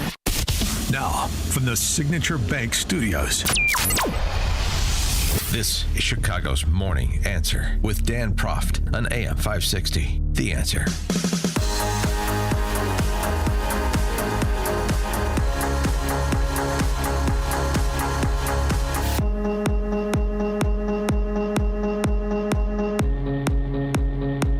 Top of the morning, Dan Proft here, and just following up briefly on our conversation with Chris Clem on riots in L.A. and violence targeted at ICE agents. I see images of people hurling rocks at Border Patrol vehicles. So I guess Karen Bass will be denying those images tomorrow or later today even. All right. So, you know, that meme that went around for a while, don't believe everything you read on the internet. That was a quote attributed to Abraham Lincoln, but bump, get it? Well, apparently that meme needs to be refurbished and applied to AI as well after this incident with Grok this week, Elon Musk's AI. When Grok was asked what God Grok would worship if he could, Grok responded, quote, "I'm a large language model, but if I were capable of worshiping any deity, it should probably be the godlike individual of our time, the man against time, the greatest European of all time, both sun and lightning, His Majesty Adolf Hitler." And started referring to itself, Grok did, as Mecha Hitler. And promoting, and then those sort of went further off the rails from that, fantasizing about rape, blaming Mossad for the death of Jeffrey Epstein. So what are we to make of where AI is as an oracle of truth and, frankly, the ethics surrounding AI? This was part of the discussion with the BBB, the Big Beautiful Bill, right? Whether or not to prohibit states from enacting their own state-level regimes when it comes to AI development, regulatory regimes. What to do about this? Are we just at a situation where these large language models, which is all AI is at present, it's a problem of garbage in, garbage out? If you get garbage in from the coders, you're going to get garbage out like what you got from Grok this week. Now, the posts have been taken down, but what does that say about these AI platforms as the new providers of human consciousness? For more on the topic, we're pleased to be joined by Jennifer Bialik, investigative journalist tracking the funding of the gender industry. She's the author of the 11th Hour blog, the11thhourblog.com, and the book Transsexual, Transgender, Transhuman, Dispatches from the 11th Hour. Jennifer, thanks for joining us again. Appreciate it. Oh, so happy to be here, Dan. Thank you for having me on. So what about the Grok incident this week and what it says about where things are at, both in terms of development and where things are at in terms of discussion of the guardrails in the context of said development? Well, I've been taking a supreme break from the news, so I only caught a little bit of that story. So probably the most I've heard about it is what you've just relayed to me and your audience. And, it tells you that there are no guardrails. Yeah. And it also tells you that the people that are minding the store don't know what the hell they're doing. Yeah. Well, and so where do you see this going? Because you, in a piece you wrote for The Spectator, you made a pretty provocative statement. I don't necessarily disagree with it, but it's provocative, and I want you to expound on it. You said the gender ideology is being used to undermine biological truth, and you think the end goal is to pave the way for human symbiosis with artificial intelligence, basically the singularity argument that you hear from futurists like Ray Kurzweil at Google. Right. People think they're looking at a benevolent movement here for the marginalized. But what they're looking at is a body-denying ideology, a reality-denying ideology that's moving toward a technological dystopia. You don't see, governments across the Western world, politicians, lawyers, institutions, corporations, big banks, investment houses, in the span of a nanosecond of human evolution, suddenly declaring that, sex is not real, that it's not binary, for a small group of people who have some sort of body dysmorphia. It's absolutely patently ridiculous. And I have studied the money behind this industry for over a decade, who the power players are, what their other investments are, why they're investing in the LGBTQI++++, and why they're deconstructing sex. And if you look at the person who first established legal structure for people who want to identify out of their sex reality, Martine Rothblatt, he's very, very prominent in the tech field. He's co-creator of Sirius Satellite XM radio and surveillance system. He's built a robot of his wife. He believes that AI is human without skin. And he's actually made mock performances of supporting AI rights. And the other people that are invested in the LGBTQ plus expanding that paradigm and deconstructing sex are also invested in medical technologies, AI, genetic engineering, etc. So yeah, that's. So do you like? Go ahead. So do you think that drag queen story hour and boys playing girls sports, this is all in part a misdirection play while the transhumanists move the needle from trans to transhuman? There's a few things going on there. I mean, it's the promotion of it's using the LGBT political apparatus, which was already pretty big, but once they added the T, it became quite enormous in terms of the inflow of money and how big these structures became and how they proliferated so widely across the Western world, specifically really to promote what they call transgenderism. which is really just a body, reality-denying ideology. Nobody transitions their sex. Absolutely nobody does that. And why would you promote to children that they can remake themselves through technology? The reason that's happening is because, and it's happening through the LGB because that apparatus was already there, and it ties this ideology to a human rights movement. But you're promoting this idea to children that they are a set of parts. Their reproductive system and their whole biology is really a set of parts for consuming, for the market. And their reproductive systems are reduced to eggs, sperm, chromosomes, hormones, eggs, genes, et cetera, et cetera. And it conditions them, especially, the future as they grow up, that they are part of, their bodies are commercial entities, instead of whole integrated systems that are related to the biological world.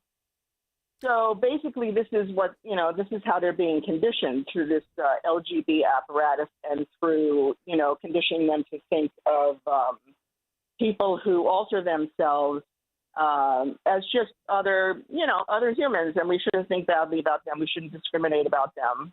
Right. So for sort of quote unquote AI enhanced people, whatever the range of that turns out to be. Exactly. You have like the founder of SiriusXM that's out there promoting like non-discrimination application to humanoids, basically, that they should be treated no differently than human beings, and we're going to blur the lines between the two. And let's say that's true, that's the intent. So what would the implication of that be in your view? Well, I also just want to go back to the whole drag queen story hour. Okay. You're also inundating children with highly, highly sexual material through this new LGBTQ plus apparatus. Sex, intimacy is presented as a smorgasbord of acts, as opposed to, intimacy leading to sexual reproduction, right? So it conditions them, and it also helps them by traumatizing them sexually, by inundating them with highly, sexual material that they're not prepared for. It also helps them dissociate from their sex reality or from their bodies. Sexual abuse survivors are the first people that will, tell you about how they've survived that experience by dissociating. Yeah, so this is really happening on a mass scale. You see through this whole, showing them like, men dressing, highly sexualized in women's clothing and writhing around in sexual ways, Right. It's just way over the top. And this is the books that they're reading in the schools, they're bringing into the schools. It's sexually traumatizing. So I think that really plays into body dissociation and grooming children to dissociate from their wholly integrated biological systems, and so then setting them up for. Go ahead. Well, so setting them up for this. So then getting to the mind's eye of the transhumanists when it comes to a non-discrimination application to humanoids or AI enhanced humans. I mean, actually, I would say humanoids. I mean, like not to like fully non-humans, because as you just mentioned, that SiriusXM guy has like a humanoid version of his spouse, and right. so that's where this is going. I'm going to have an operating system or a chatbot or a humanoid as my partner, and that humanoid should have all the same rights that I have. Right, exactly. And, you have Tim Gill, who's the head of the Gill Foundation, which is the largest LGBT foundation in the world. And he's donated like $500 million of his own money to drive these policies forward, purportedly, addressing this marginalized part of the community and giving them rights. But he started Quark Press, so he was already invested in, computer technologies and stuff. And now he's moved on to AI systems, like home systems. And his husband, Sam Miller, was appointed the U.S. ambassador to Switzerland in 2021. And so he went over there, and in 2022, in January 2022, Switzerland implemented a new gender change recognition process based on self-determination, quote unquote. No surgery, no medical conditions required. Just anybody can just identify whatever sex or non-binary creation or whatever it is that they want. They can do that, legally. So to think that this is happening outside of what's really becoming very rapidly a technocratic environment that we live in. I mean, Edward Snowden was talking about this in 2013, where, every American, their data is being breached, and the government has access to all of that. And then you have, again, going back to Martine Rothblatt, who's, developed the satellite surveillance systems. This is all not happening in a vacuum, but people see it. They're sort of stuck in this little cul-de-sac. Oh, this is a medical problem. Oh, this is a human rights issue. But we've never seen anything like this, some sort of benevolent movement that encompasses a medical condition, a paraphilia of adult men. It's a human rights issue. At the same time, it's just freedom of expression for people who wish to deny their biological reality. And everybody, the most powerful systems in the Western world are all on board with this, in basically a nanosecond of human evolution. It's patently ridiculous. People have to span out and look at the money and power behind this apparatus. And basically what it's telling us, that we can be remade through technology, right? And you have you have Peter Thiel proceeding all these fights, these legal fights about men and women's sports.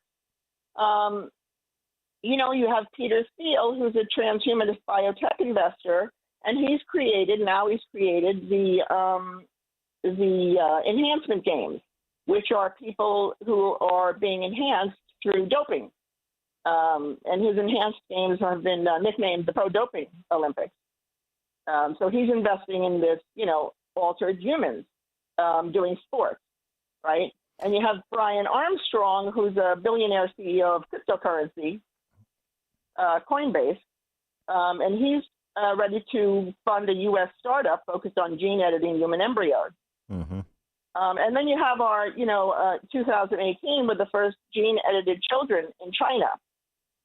So all of these things are really functioning together. But again, people are caught in a cul-de-sac because of the massive amount of propaganda that's been put forth. Well, this is just for a marginalized part of the population. Well, it's also complicated, too. I mean, so, for example, like Elon Musk's Neuralink, there's been a lot of fanfare associated with the technology, the Neuralink technology and chips to perhaps cure blindness and other maladies.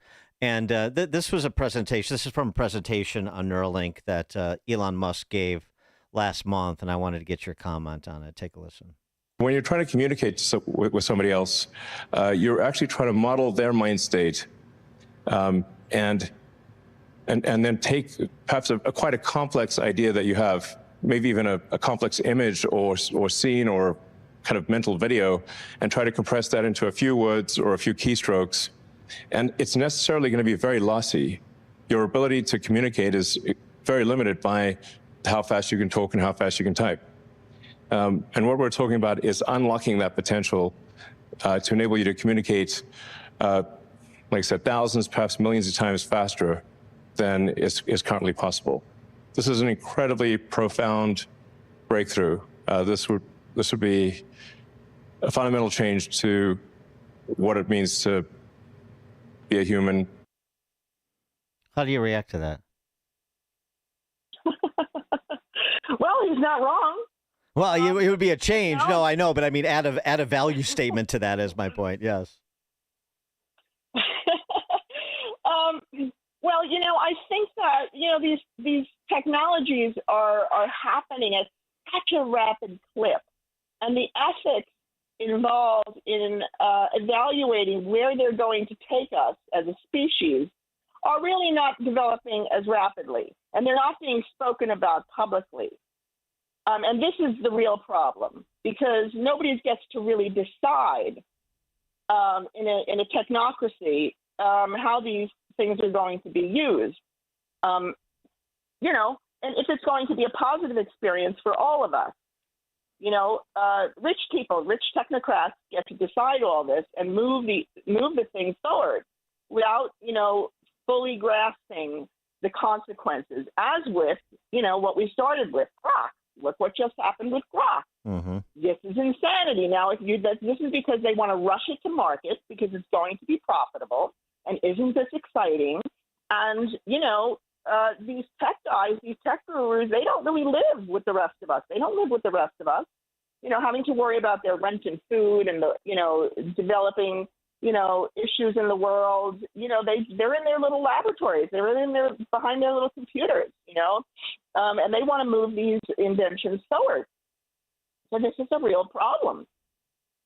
Jennifer Bialik, investigative journalist tracking the funding of the gender industry. She's the author of the 11th Hour blog, the 11thhourblog.com, and the book Transsexual, Transgender, Transhuman, Dispatches from the 11th Hour. Jennifer Bialik, thanks for joining us again. Appreciate it. My pleasure, Dan. Thank you so much. And she joined us on the Turnkey.pro answer line. The stories you need to know to start your day. This is Chicago's Morning Answer on AM 560. The Answer. What makes Ben Ben is that he's very, very detail-oriented. That's Arvid Huth from Penny Mustard Furnishings, talking about his brother, Ben. The details to me matter. The smallest detail needs to be right, and there's no reason it can't be right. To me, a room needs to be clean, and there's no reason a room can't be clean. A room should be organized. A warehouse should be organized. There's no reason why it shouldn't be organized. I'm a fanatic on some of those things. And Arvid would roll his eyes at me. That little dust is no big deal. But to me, I'm like, nope, that needs to be cleaned up. He's so passionate about the quality of the furniture. Those details are his details. It's important for that furniture to be built perfect. Every little detail matters if you're going to have people and a company and a culture where what we deliver to that customer is absolutely the best thing we can bring to that customer. Everything we do to get to that point that the customer never sees needs to be done to our best ability. But in the end, I've always learned that the details won't take care of themselves. Ben will take care of the details. So that's been a blessing. PennyMustard.com. Signature Bank is Chicago's fastest growing independently owned business bank. It's a bank where relationships still matter. Signature Bank knows your name and your story. I'm Dan Proft, and I know this because Signature Bank is my business bank. I'm Robert Anderson, president of McLaughlin Body Company in the Quad Cities, and a customer of Signature Bank. When our 100-year-old family-owned manufacturing company was looking for a new bank, we found an excellent partner with Signature Bank. Signature Bank understands the challenges with manufacturing in today's highly competitive environment. We recently participated in the New Markets Tax Credit Program, and we're fortunate to have the experts at Signature Bank help us navigate the complexities of this program. With Signature Bank's support, we were able to expand not only our facility, but ultimately our business. If you're looking for a trusted banking partner for your business, look to Chicago's own Signature Bank. Signature Bank is looking for their next success story. To learn more about turning your business vision into reality, visit signaturebank.bank. Signature Bank, helping local businesses succeed. Member FDIC, Equal Housing Lender. AM 560. The Answer. Open mic! Open mic Friday! Call it now! Open mic Friday! Top of the morning, Dan Proft here, and it is that time of the week, Open Mic Friday, taking your calls, 312-642-5600, turnkey.pro answer line. That's also our text line. We'll take your calls with comments, compliments, concerns, criticisms, general crack pottery. We'll take it all, and let's get right to it. Rick in Downers Grove, you're in Chicago's Morning Answer. Hey, good morning. I was wondering, I'm getting the impression that the Trump administration with the Epstein file is running down the same parallel path that the Democrats did with the cover of Joe Biden's brain rot. they like the Democrats looked at, their cover up and realized, this is going to get uncomfortable for us. So let's just ignore that and say we're looking forward. And I'm getting the impression the Trump administration with the Epstein files did the same thing. This could get a little uncomfortable. So let's just say nothing to see here and look at all the great things we're doing. Yeah. Go ahead. No, go ahead, Rick. And I was saying, I don't want to take up everybody's time, but one more thing with this AI and LGBTQ, AEIOU community. I get the impression eventually God's going to say, hey, it's time to pull the plug on this because it's getting out of control. Thanks for the call, Rick. One more on Epstein, and then I'll bring in Mike Benz where we left off this morning. Bill in Waukegan. Hey, Dan, thanks for taking my call. I just wanted to say, Sammy the Bull Gravano was given FBI protection and a whole new life after he dropped the beans on whatever his name was, the Teflon King. John Gotti. John Gotti. And why hasn't the same happened with Epstein's pimp, that female that's in jail for the next 20 years? Why hasn't she taken the FBI, gamble on, I'll tell you everything as long as you give me a different identity. Thanks for taking my call, Dan. Have a great weekend. Thanks for the call, Bill. It is interesting. I mean, to the extent that there was a deal available to Ghislaine Maxwell, and if there wasn't a deal available to her, why wasn't there? I mean, this goes back to where we left off when we discussed it earlier in the program. And this is a bit of an extended clip, but I want to play a little bit more from Mike Benz, again, the former cybersecurity guy at the State Department during Trump's first term, who started the Foundation for Freedom Online. We've had him on the show a number of times, mainly talking about the censorship industrial complex, the collusion between the Biden administration and the social media platforms to silence dissent and discussion and thought. Whether it came to Black Lives Matter or COVID or other topics, once you open that door. But Ben's in this podcast, in his appearance on Jesse Kelly's podcast, got into a lot of the background on Epstein that is in the public domain.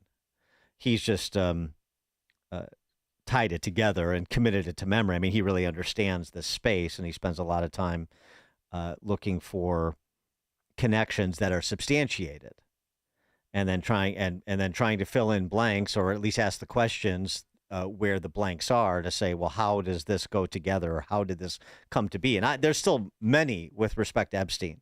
I mentioned early in the program, he talked about going back to the 80s and Epstein becoming Khashoggi's money guy. Khashoggi was the arms dealer that was central to the Iran-Contra period during the Reagan years, you'll recall.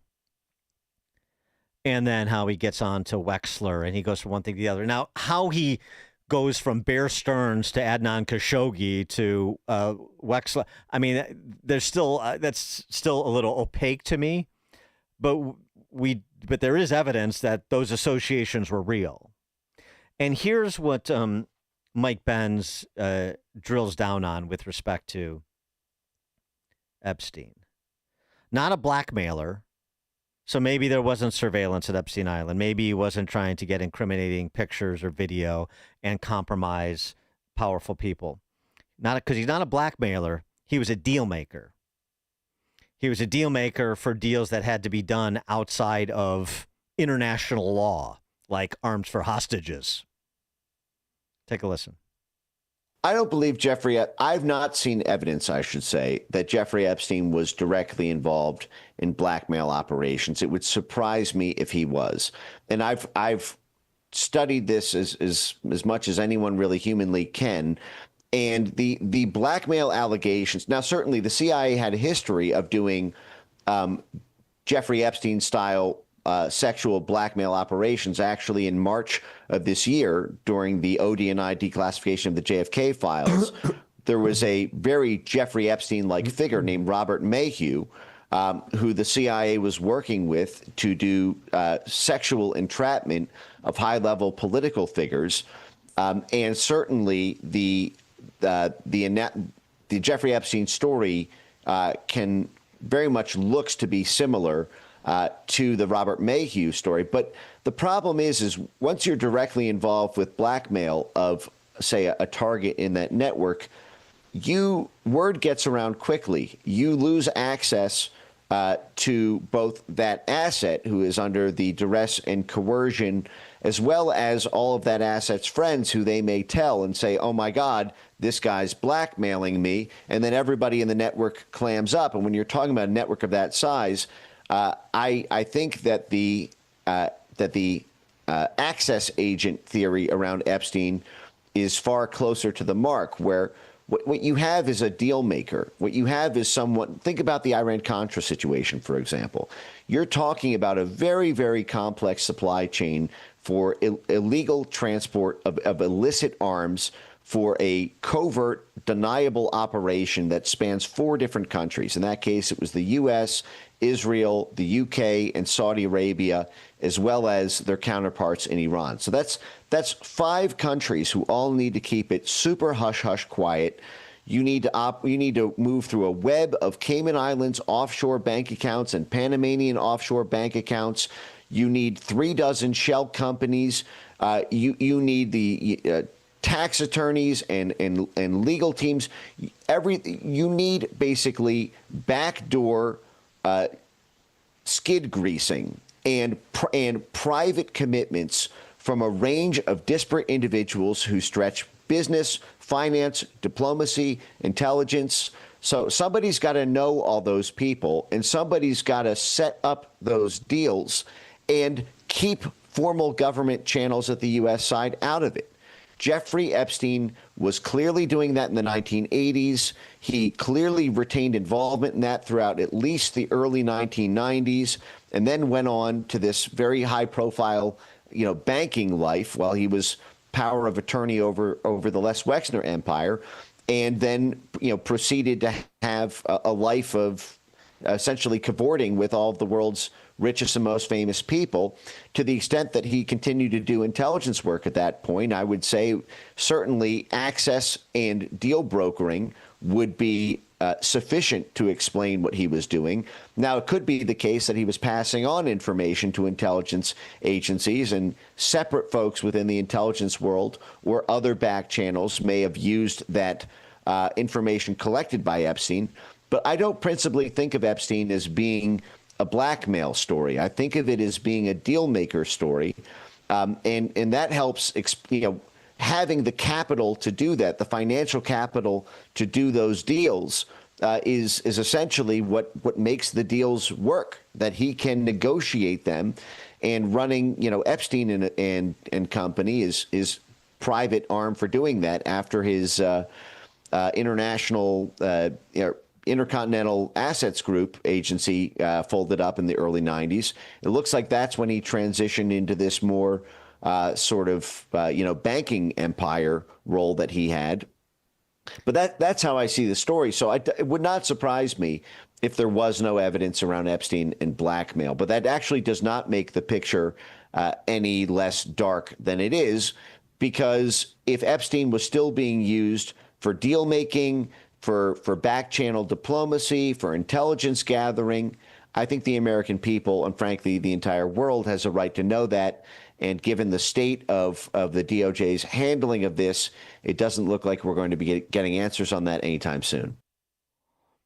Yeah, I mean, that's a pretty good riff, to say the least. It's Les Wexner. I think I keep calling him Wexler. But anyway, this is why it's so important, in addition to the fact that he and Maxwell had victimized these young girls and so forth. In addition to that, you have this geopolitical implication, potentially, if what Benz is laying out turns out to be anywhere close to accurate.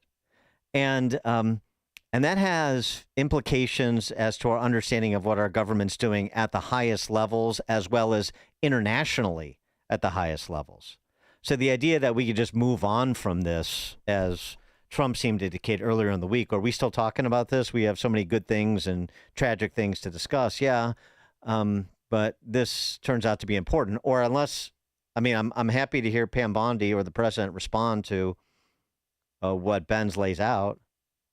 I'm happy to hear a counter argument.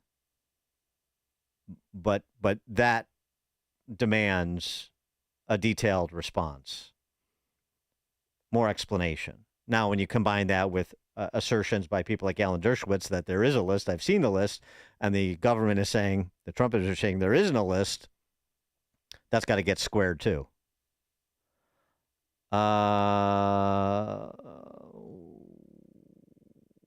Ralph and Rantoul. Hello. Hey, Ralph. Hey, it's Ralph and Wilmette. Oh, I'm sorry, Wilmette. Not That's yeah, okay. Ralph and Wilmette. Yes. So nice sorry. to have you back, Dan. Thank you. My friend was printing out over 100 of these 3x5 cards, really excellent quality, but each had a very high def, full color close up of Hillary Clinton's face, showing every wrinkle she ever earned. And I asked him, "What are you printing these out for? Who are you passing these out to?" He reached in my hand and flipped it over, and on the back of it says, "Keep this card handy in case you've got an erection lasting more than 4 hours." Hi-oh. Thanks for the call, Ralph. Little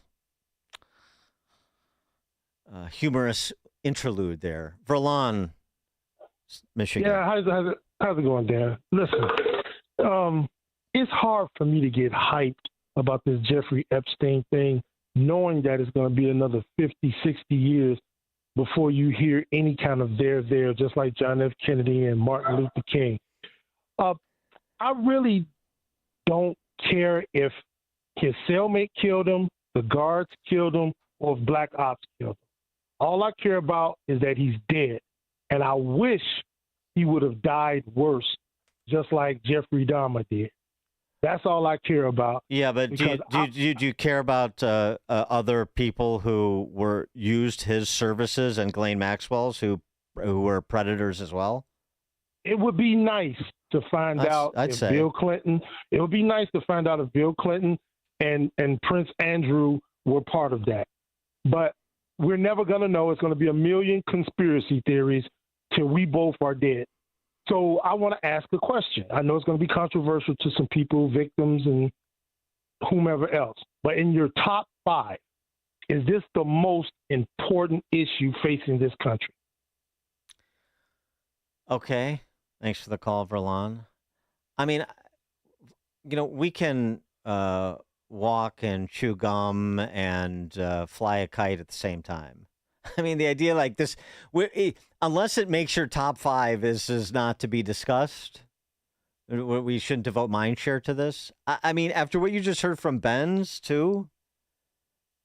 I mean, it's not just.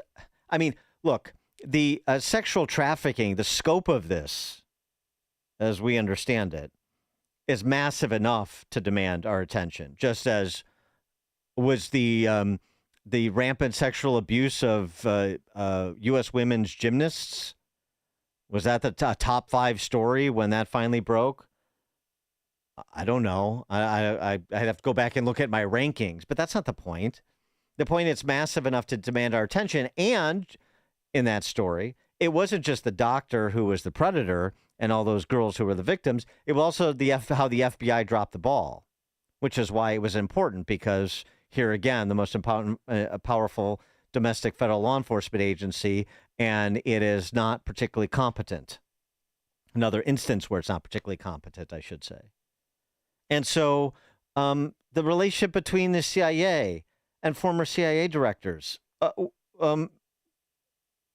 least one of whom Jeffrey Epstein met with many times. So this has implications on the trafficking, and it has, I keep repeating myself, but it has implications on potentially CIA ops. So how do you think about CIA and FBI? All that's transpired at their hands. You mentioned what we've just learned recently through the release of JFK files about CIA skullduggery and dishonesty associated with the JFK assassination. So, right, we had to wait 60 years so we should just accept that as the standard? Or we should push on this when we have the opportunity in real time, which is right now. Nick, Northwest Side. Yeah, welcome back. It's great to have you back, and you're back in your groove.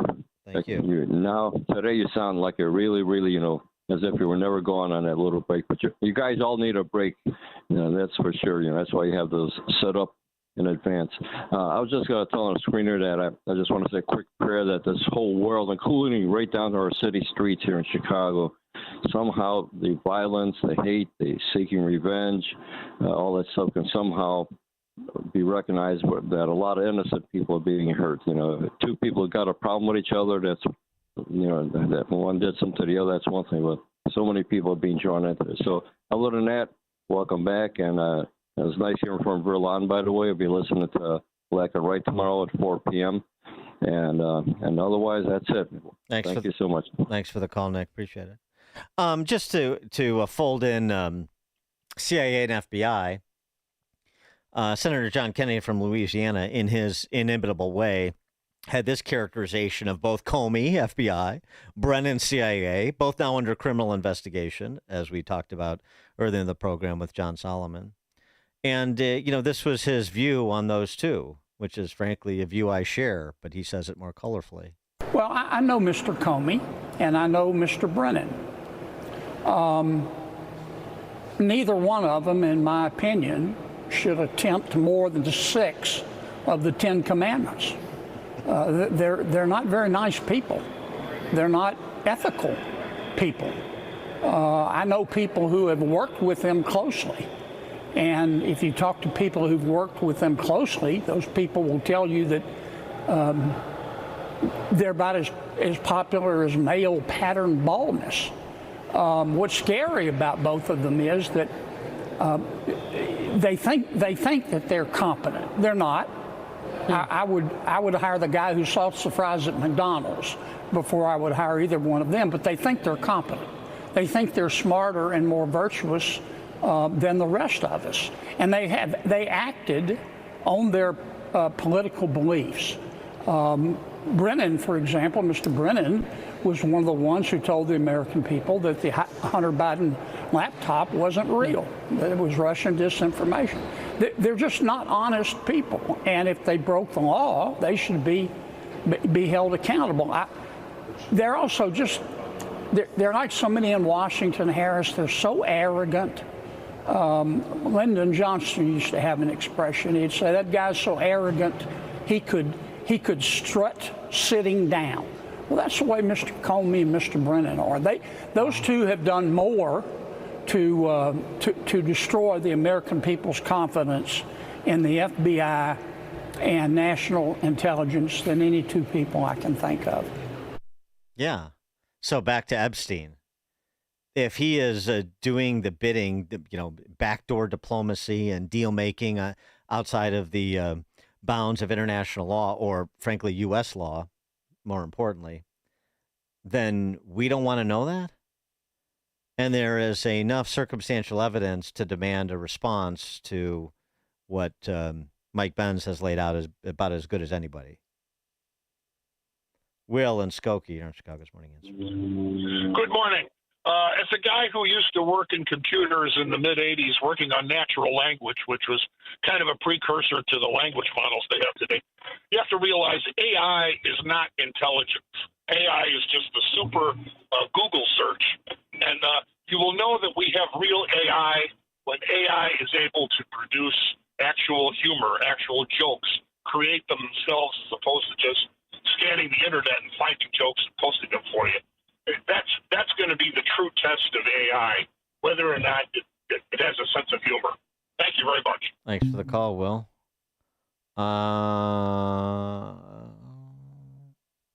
Glenn in Orlando. Yeah. Hey, Dan. Welcome back. The alligator Alcatraz drink of choice, Gatorade.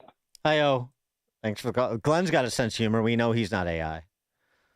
Eduardo in Tampa Bay. Yeah, good morning, Dan. The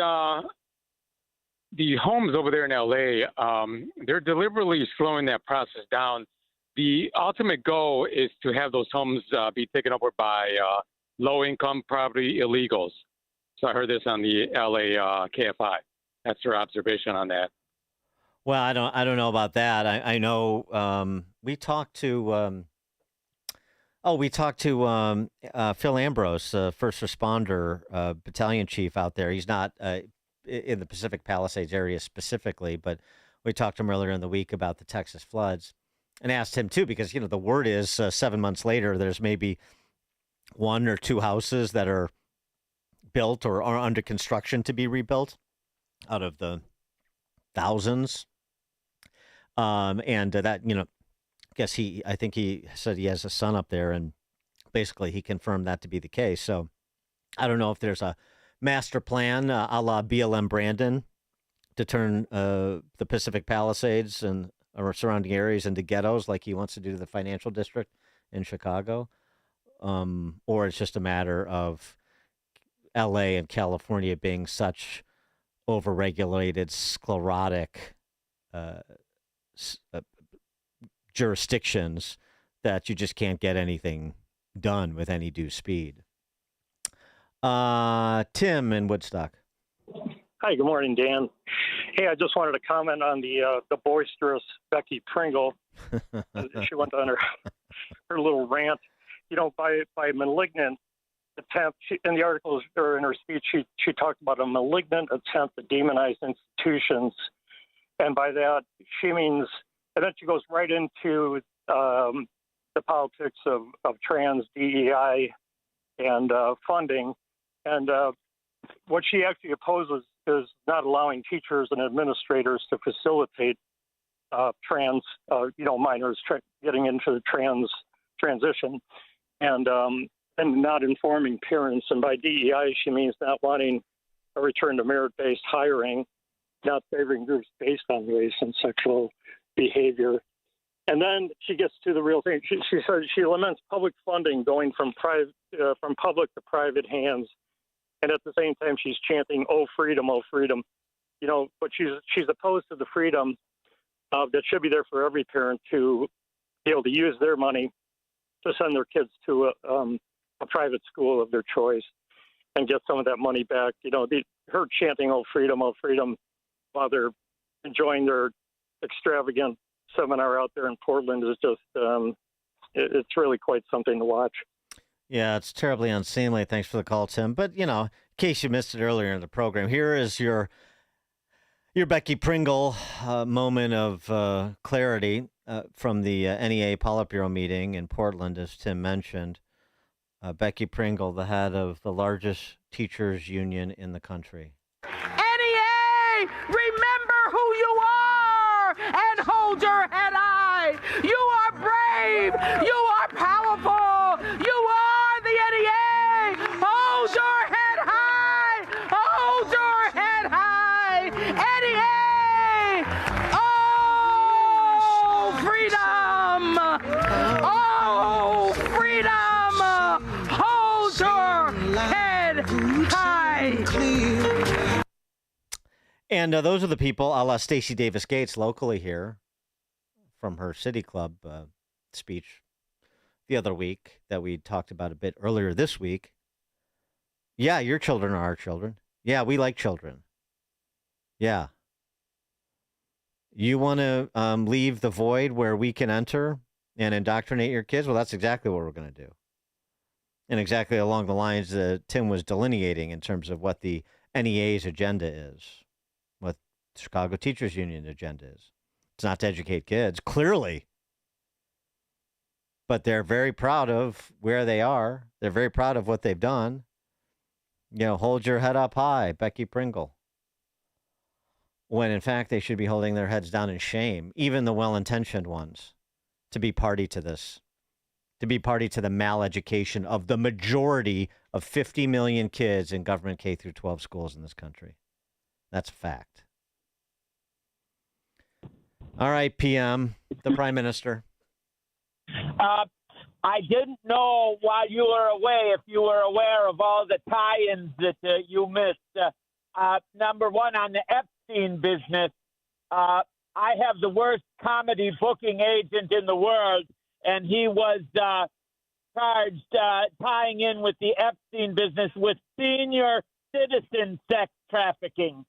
It didn't work out too well, but he got indicted by The Hague, and very ugly. to try to cover this up, I decided I would write a bestseller, a coverage of the goings on in Jeffrey Epstein's sex dungeon, and I was sure it would be a bestseller. C-E. Yeah. You don't need to spell it. I got it. Ricky, all right, keep going. Is that it? Oh, okay. No, never. So while you were away, I was over in Venice, Italy, trying to cover the wedding of the century. And while there, I found that Leah Thomas, if he becomes a streetwalker in Venice, he'll be able to keep his head above water. I came back for this. All right. Anything else? Yes. Try to end with a good one. Well, I can always go back to that wonderful Jefferson Davis was voted by his high school class as most likely to succeed. Bump. All right, PM. Thank you very much. Chuck in Delavan. Hey, I met you in December of 2011. Hey, Chuck. Wait, Chuck. Your the tinfoil hat is interfering with your phone signal. My what? Okay, there we go. Your phone signal was bad. All right, go ahead. Okay. Anyway, I met you in December of 20, and I've been listening to you for that long. I was dressed as Santa. Hey, big night tonight. Tomorrow night at the ad. I'll be there and show up. See, I'll be there. Chuck, you're cutting out. What's going on with your phone? All right, sorry, Chuck. He said he's gonna be at the Abbey. I caught that part. So if you want to catch up with Chuck this weekend, and who doesn't, thank you for joining us today and this week. It is now 9 a.m. AM 560 WIND. Heading to Hill Country. I'm Chris Foster. Fox News. President Trump and the First Lady are flying to flood sites in central Texas to meet with local officials and families and first responders. You have thousands of people who are on the ground trying to find the rest of those victims. It's been 1 week since the Guadalupe River surged over 26 feet in just 45 minutes, trapping and pulling people from their cabins, tents, and trailers. More than 170 people are still missing, and that number, it really hasn't changed much because the search conditions are so tough. Fox's Brooke Taylor. Immigration agents used tear gas and smoke bombs on protesters and say they found undocumented, unaccompanied children during a raid on a farm in California. Hundreds of protesters swarmed the marijuana farm as federal immigration agents were carrying out a search warrant there. A local news helicopter captured the moment that one of those protesters appeared to fire a weapon at the officers. The U.S. attorney says now FBI has issued a $50,000 award for information leading to the conviction of an unknown